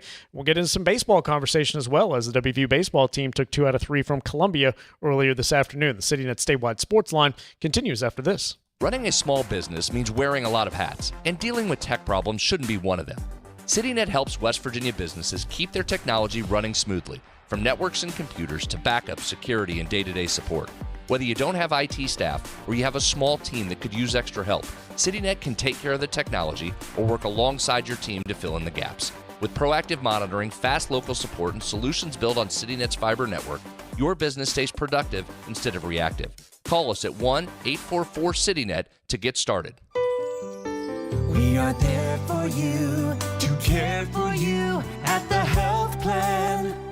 We are here for you. For over 4 decades, we've been rooted deep inside West Virginia. Through thick and thin, supporting local families and businesses. Proudly serving your neighborhood since 1979. Your trusted partner in the community. The health plan. We are here for you. Live from the Health Plan Studios, the CityNet statewide Sportsline Returns in 2 minutes. on Metro News, the voice of West Virginia. Start your new year off right with a new ride from Dan Cava GMC. Come explore our 2026 GMC Acadias. Spacious, smooth, and made for everyday life. It's truly a fan favorite. Drive into winter with a new 2026 GMC Sierra, now up to $12,000 off, or lease as low as $499 a month. So upgrade your ride this year with us at Dan Cava GMC in Bridgeport. Shop Thorough. With Metro News Hotline. If it's trending, it's probably here. So it's Dennis, it's Rodman degrees out there today. Oh, that sounds really uncomfortable. I know it does. I know it does. Is that legal? Is that past FCC? I don't know if you're allowed to say anything's Rodman something. That's it's Rodman degrees. That's like saying it's awful Diddy out there. I don't know that we can do that. Yeah. Join Dave Weekly and Coop weekdays for Hotline on Metro News Television.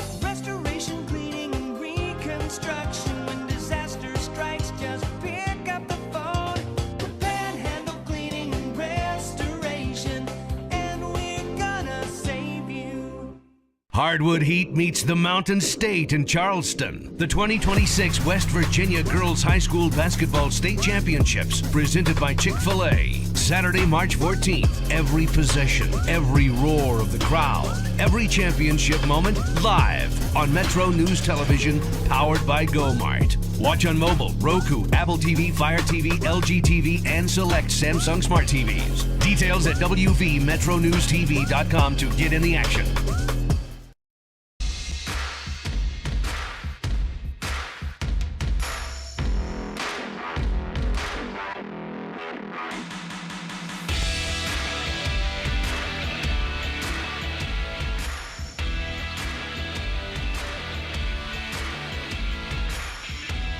Welcome back into the CityNet Statewide Sportsline. Joe Mercado and the coach, Greg Hunter, taking you up until 8 o'clock this evening. And Coach Hunter with a programming note and a good reminder.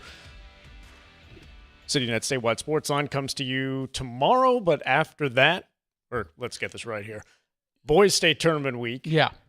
No CityNet Statewide Sportsline on the days where the tournament is in progress, so no show Tuesday through Friday. Of course, we'll have shows all next week as the girls' state tournament is going on. We'll have a little bit of a split squad for this week. Good term since we're in spring training baseball season. Since so many of you within the Metro News family will be covering down in Charleston, covering the women. I mean, it's the girls' state tournament for high school. After at least Monday, Kyle will stay up here Monday. I'll join him from here. But then Kyle, Luke Wiggs, Daniel Wood, somebody will be hosting from the WCHS studios in Charleston, and I will be here in Morgantown as we go through the football aspect of things, and then obviously looking forward to the men's and women's basketball as well on the WVU side. To Charleston we go as we check in with Bill. Bill, welcome in. Thanks for calling. Hey, guys, how's it going? We're doing well, Bill. Thanks for checking in.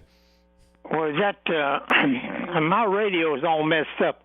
Have you talked about postseason for West Virginia? Is there any?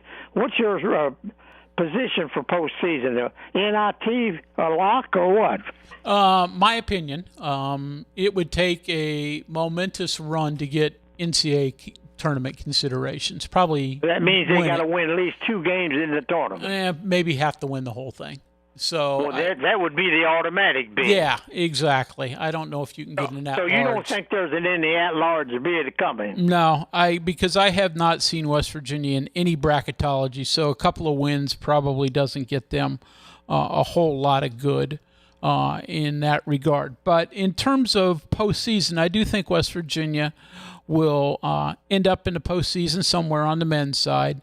I think I think most people believe it would be the Crown, which is the newish tournament in Las Vegas.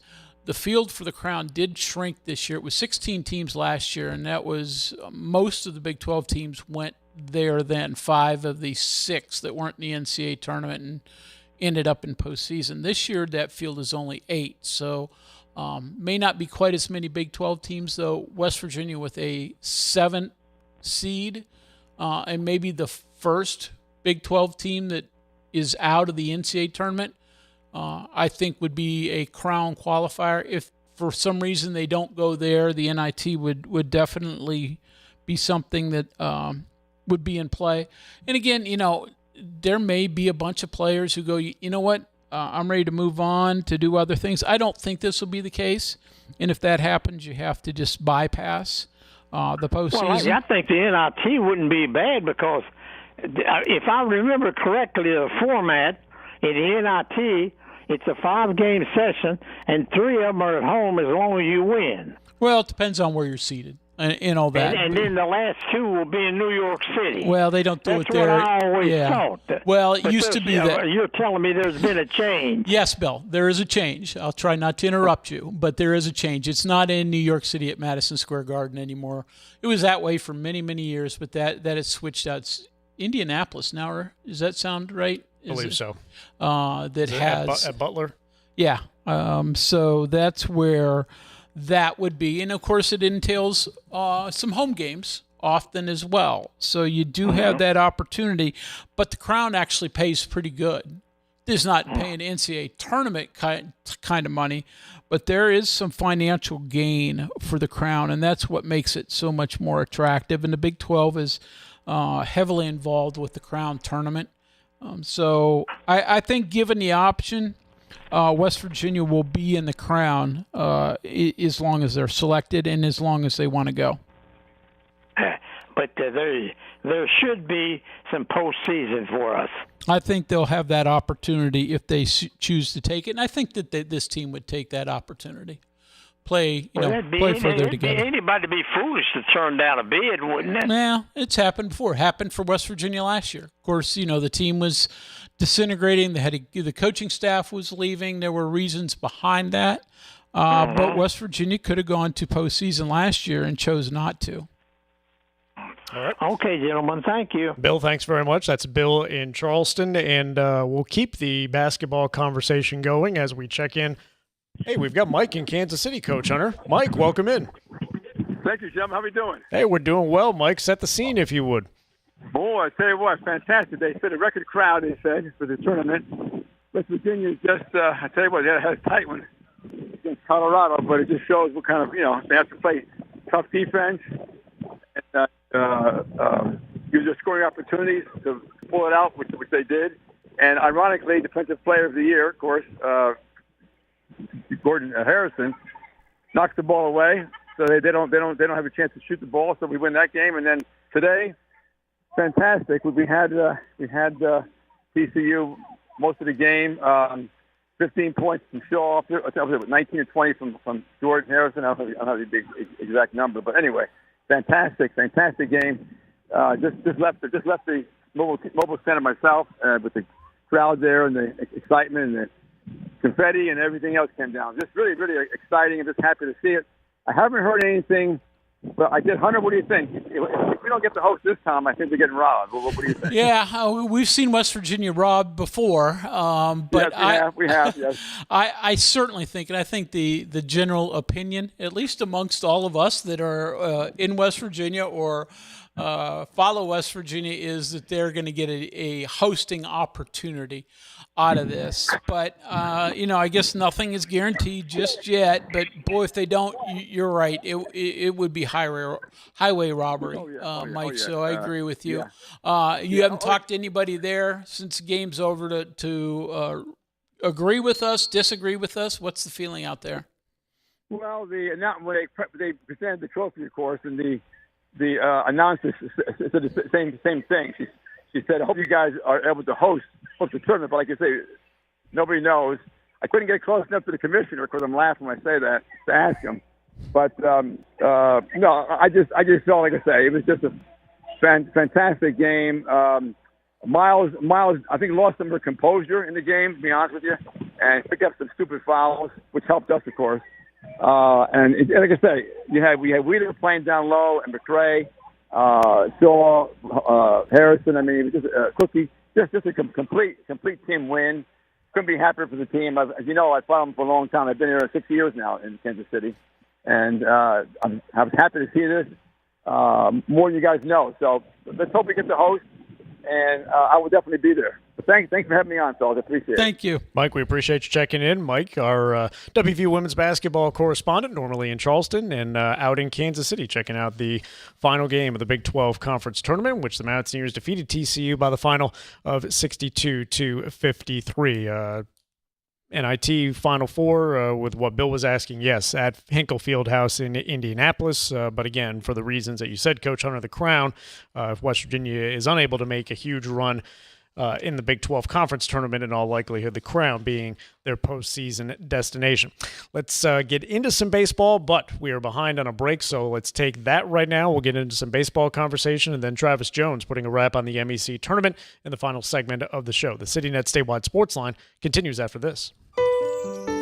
We are there for you, to care for you at the health plan. We are here for you. At the Health Plan, we are here for you, and we have been one of the most trusted carriers for over 40 years. Headquartered right here in West Virginia, providing exceptional health coverage and local customer service. The Health Plan, we are here for you. If you have a child who's a junior in high school in West Virginia or know someone that does, please listen up. Here's your opportunity to win a full scholarship from West Virginia Wesleyan College that includes room, board, tuition, and fees. The 19th Annual West Virginia Scholar Program is presented by ZMM Architects and Engineers and the West Virginia Farm Bureau. The deadline is May 3rd. For details, go to wvmetronews.com to apply. That's wvmetronews.com. Remember, application deadline is May 3rd. Live from the Health Plan Studios, the CityNet Statewide Sportsline returns in 2 minutes on Metro News, the voice of West Virginia. You want to know what West Virginia is talking about? It's good to be back in Morgantown today. now it's different? I think it's mostly just business. What I voted for and what I think makes the most sense. Well, Dave, this has been a bit of a controversy. I want to thank the caller last week that said I sounded like Hoppy Kercheval. That was flattering. Join Dave Wilson and TJ Meadows Monday through Friday for Talk Line on Metro News Television. When I was heavy, being on my feet all day seemed like torture. It makes you feel defeated. I'm just going to be like this for the rest of my life. But then I thought, I'm done acting like that. I'm not going to be like that anymore. Bariatric surgery at WVU Medicine helped me lose 265 pounds. It's always been my goal to have my own place. I want everyone to feel welcome here. I would never have been able to do all these things before without WVU Medicine. Leading the efforts to build a stronger West Virginia, the High Technology Foundation has a proven plan to strengthen and diversify our state's economy. The I-79 Technology Park's high-capacity infrastructure continues to attract advanced federal operations that are driving economic growth. This keeps our young, educated residents in the state and brings West Virginians home. The High Technology Foundation, building a stronger West Virginia. Learn more today at WVHTF.org. We are there for you, to care for you at the Health Plan. We are here for you. The Health Plan proudly supports our active and healthy communities and has been your most trusted carrier for over 40 years. Log on to healthplan.org for more information. We are there for you, to care for you at the Health Plan. We are here for you.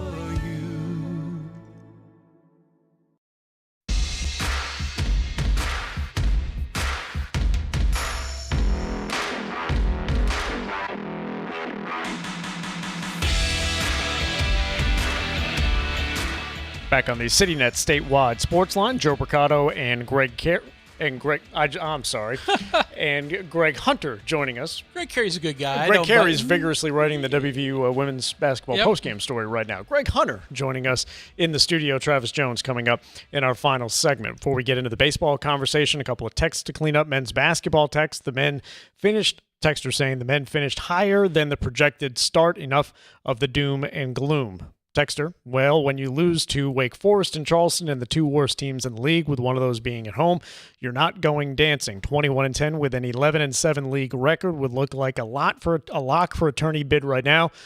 They will lose to BYU and finish 18-14, which was honestly better than I thought they'd be this year. That's kind of like that Alonzo Mourning meme when he's shaking his head no and then kind of does a not so bad. Yeah.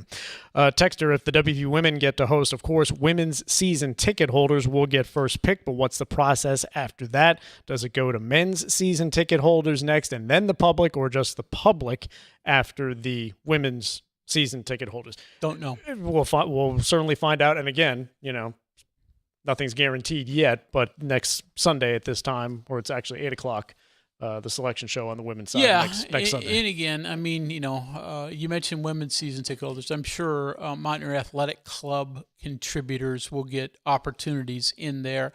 I mean, again, this is going to be a very large crowd. Is it a lockout, sellout, 14,000? I don't know. So I would think there'll be some public tickets available, but obviously it's a ticket you're going to want to get pretty quickly. Baseball conversation. The WVU baseball team picking up a 16-1 victory over Columbia earlier today in a fantastic late winter afternoon weather situation at Mon County Ballpark and Kendrick Family Ballpark, Wagner Field, all the names. The Mountaineers picking up their fourth series victory in 4 weekend series so far this season.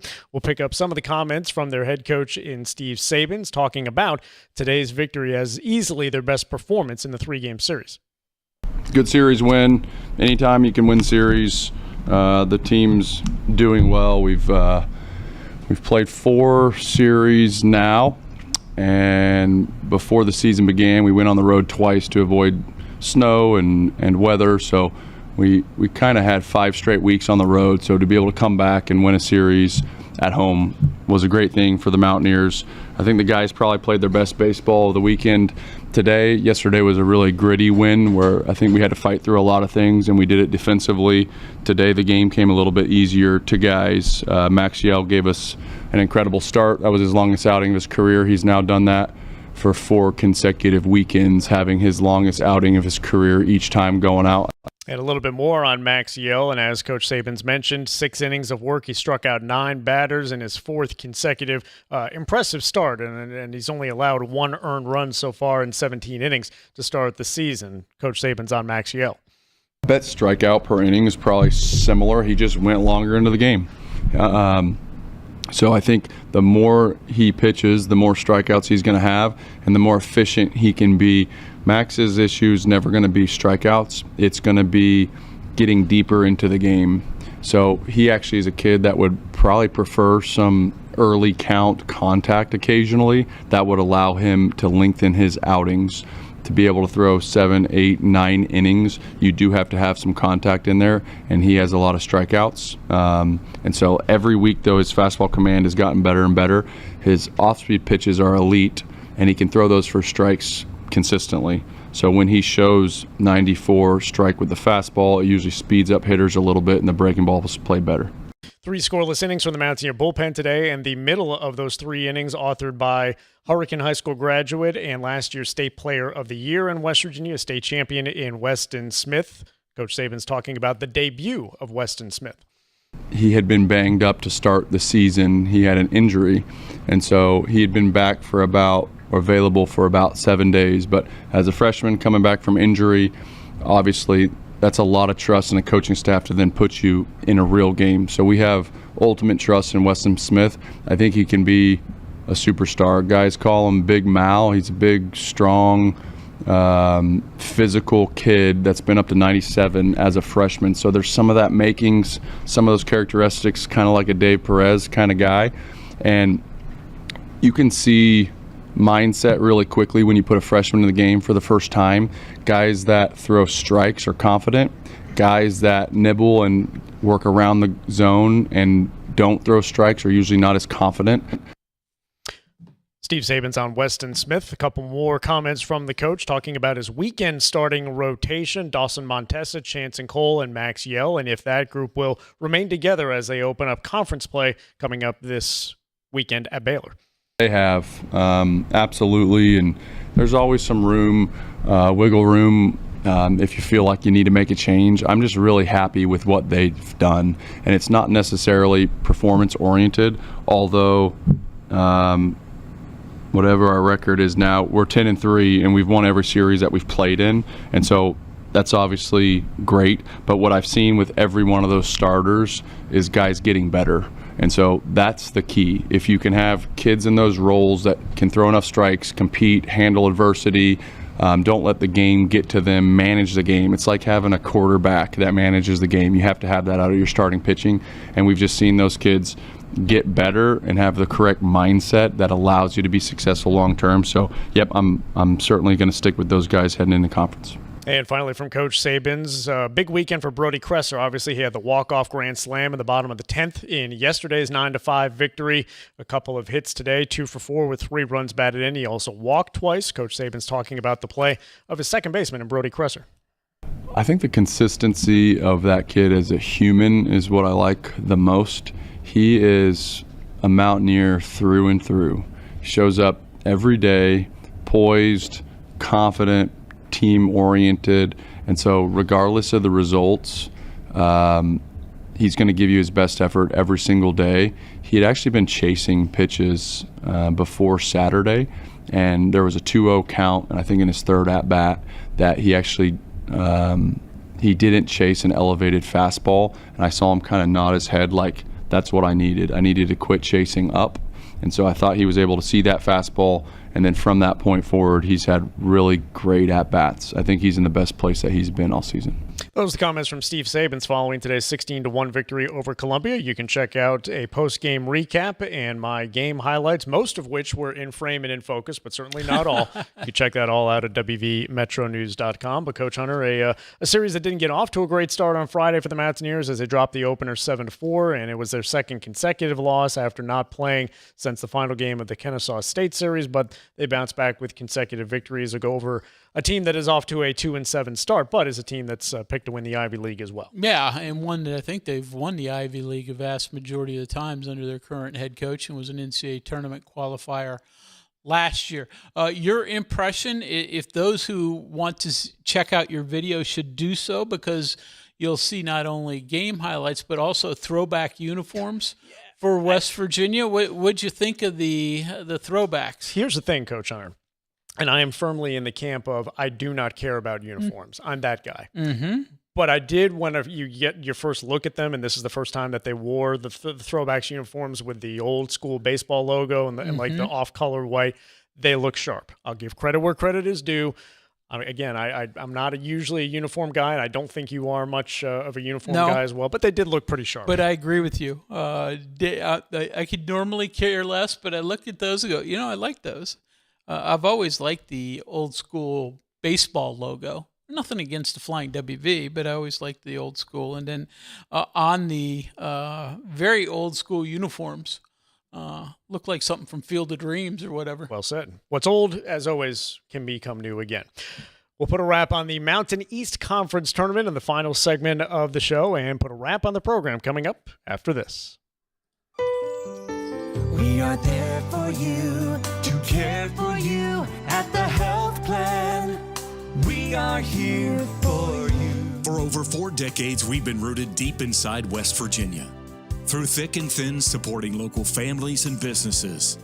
Proudly serving your neighborhood since 1979. Your trusted partner in the community. The health plan. We are here for you.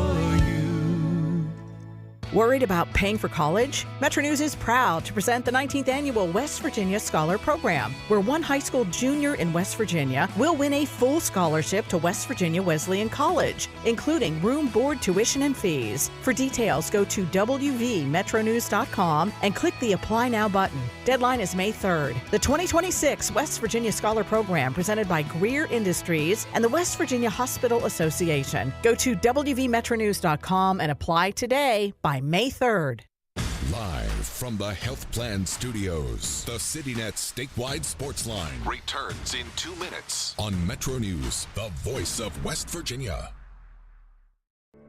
You know CityNet is West Virginia's leading technology company. Whether we're managing IT infrastructures, protecting the critical data and networks of our region's businesses, or providing fiber broadband, TV, and phone services, we are your go-to experts.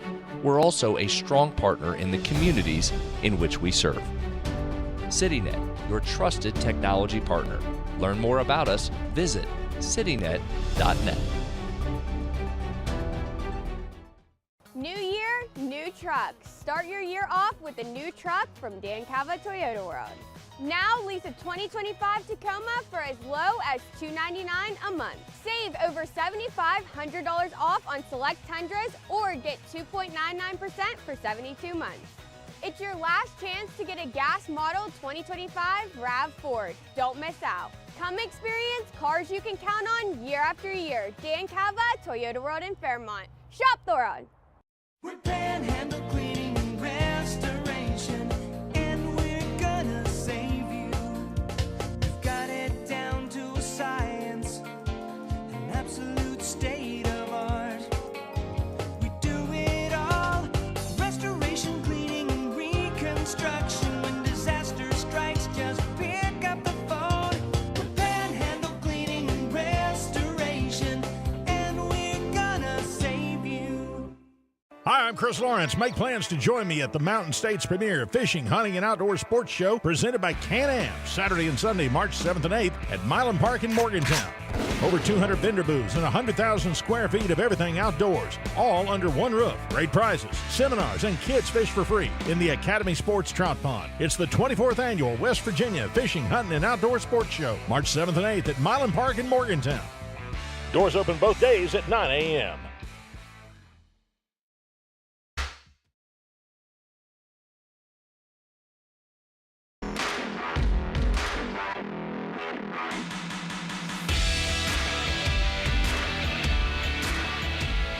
Final segment on the CityNet statewide Sportsline. Joe Mercado and Greg Hunter taking you up until 8 o'clock this evening, where there's still some peaks of sunshine here in Morgantown.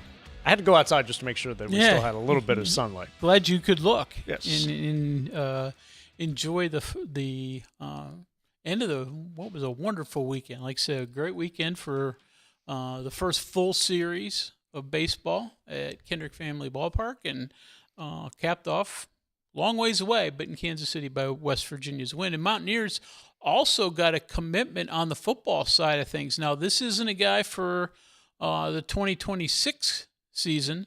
This is a current high school junior, so he will be a class of 2027. Big defensive lineman, stout defensive lineman, 6'2", 320 pounds, DeJour Webb, who is from Pine Richlands High School, which is right outside of Pittsburgh, one of the better high school programs in the state of Pennsylvania, big school up there. And he's obviously a big kid, pure nose guard from the film I've seen, and can really be stout at the point of attack. So first commitment for West Virginia's class of 2027. These are players that will be able to sign next December and then will enroll. Obviously, a lot enroll in January of 2027 anymore, but if not, a January enrollee will be here by the summer of 2027, and then will be true freshmen that fall. Put a wrap on the Mountain East Conference tournament, and we pass the microphone to the one and only Travis Jones. He was on the call for both of the men's and women's championship games and on his way back home from Wheeling. Travis, welcome in. Good evening, guys. Coach Hunter, they going to keep us at a 5 seed after that? Well, yeah, you're Mr. Bad news, just always a grump. So I think that's the concern. But I am preparing to drive across town to the Coliseum to cover games and not to Minneapolis or something like that. Yeah. Well, here's a legitimate question I just thought of today. Why do we have to wait a week on the women's side? That's a fair question. I don't understand. I mean, really, it puts the schools at a disadvantage that host. I mean, you've got, a week less of ticket sales. Yeah. I don't get that. No, very good question. I know most of the major conferences finish up their tournaments and such this weekend, so I don't know of any that continue on to next week. So I don't have a good reason for that, Travis. But MEC did wrap up this weekend. My questions here, Greg. Yeah. Huh? Yeah. It was. Just wrapped it up. The story of the weekend. I think certainly. West Liberty wins. We'll touch on that. But Charleston, to me, was the story of the day because they're a team that's out of the NCAA tournament until they win a championship today. They came in as the 10th seed or the 10th ranked team in the region. So they were firmly on the bubble, probably on the bad side of the bubble. Edinburgh probably now is going to get the final slot. Maybe bump Fairmont State out.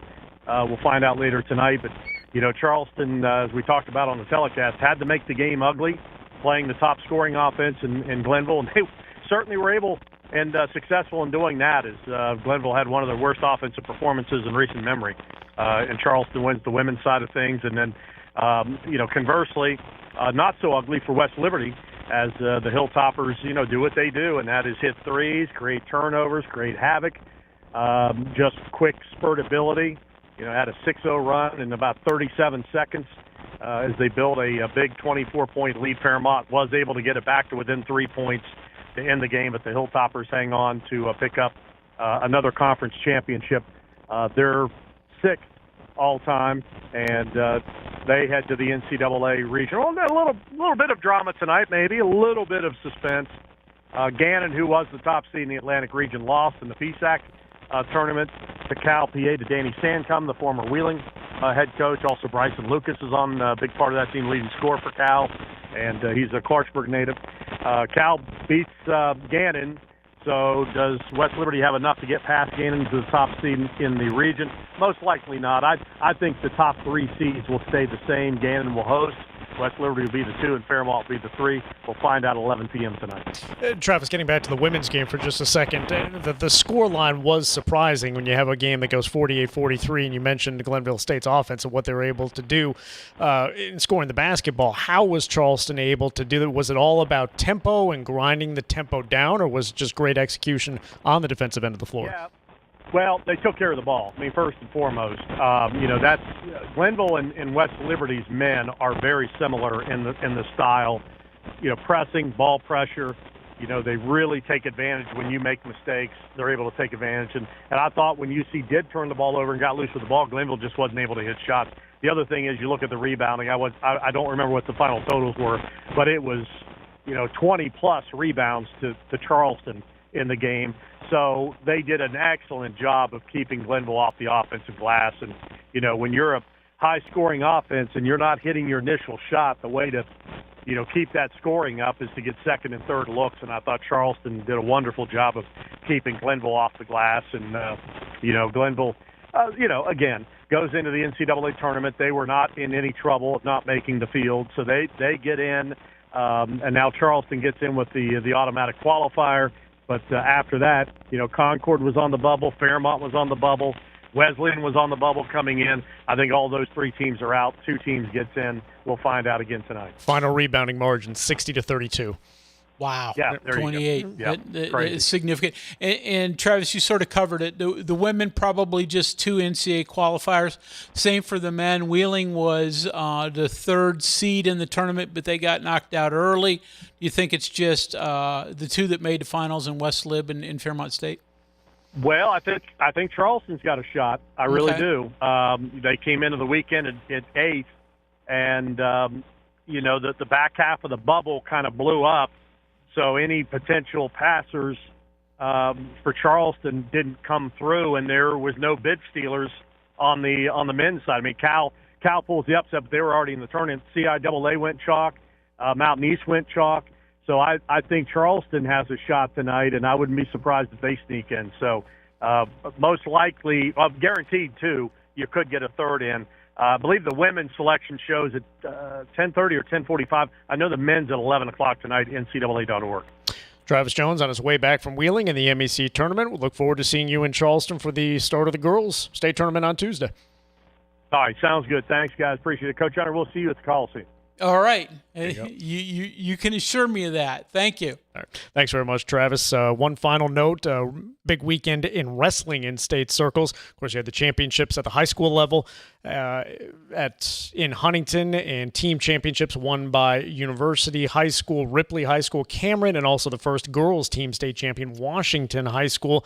And 5 Mountaineers have qualified for the NCAA championships. A couple of state natives, Ian Bush from Cameron High School, Gunnar Andrick from Point Pleasant, also Ty Waters, Jordan Titus, and Jet Strickenberger, all representing WVU at the national championships. Coach Hunter, I just had a thought as we have about a minute to go in the program. Yes. Should the WVU women's basketball team host or play on Saturday, you have the potential for that game going on, and also the Quad A boys basketball state championship game in which Mark Kellogg's son Cam is a key member of the Mohegans. You could have a state championship game and an NCAA tournament game potentially in Morgantown happening on the exact same day. Yeah. That's a lot going on. Yeah, but we'll see. I got a feeling Mark will probably stay with the women. But Trish, his wife, which way does she go? It's a fantastic question. Her son's final would be his final game. Would be the final game. Yeah. Or stay here in Morgantown. Tough choice for a parent. Be a good problem to have. And again, Class Quad A on the boys' side is a fantastic field this year. Potentially regional matchups in boys high school basketball coming up this week. Of course, the girls' state basketball tournament opens on Tuesday, and Metro News coverage on the radio side throughout the entirety of the tournament, and the television broadcast coming up on Saturday. New edition of the Three Guys Before the Game podcast dropped earlier this morning with Tony, Brad, and Hoppy. You can check that out at WVMetroNews.com. Coach Hunter, I very much enjoyed the last last 2 hours, a great sports day, and it's been fun to keep track of all of it. And thank you, as always, for providing the steady hand as I'm trying to do about eight different things here. You know, Travis and I have done this many times watching losses. You're the one who came through with victory. Thanks to Brad Howe and Travis Jones for calling in. Thanks to the texters, and Kyle Wiggs will be back in tomorrow night for the CityNet Statewide Sportsline. Thanks for joining us this evening.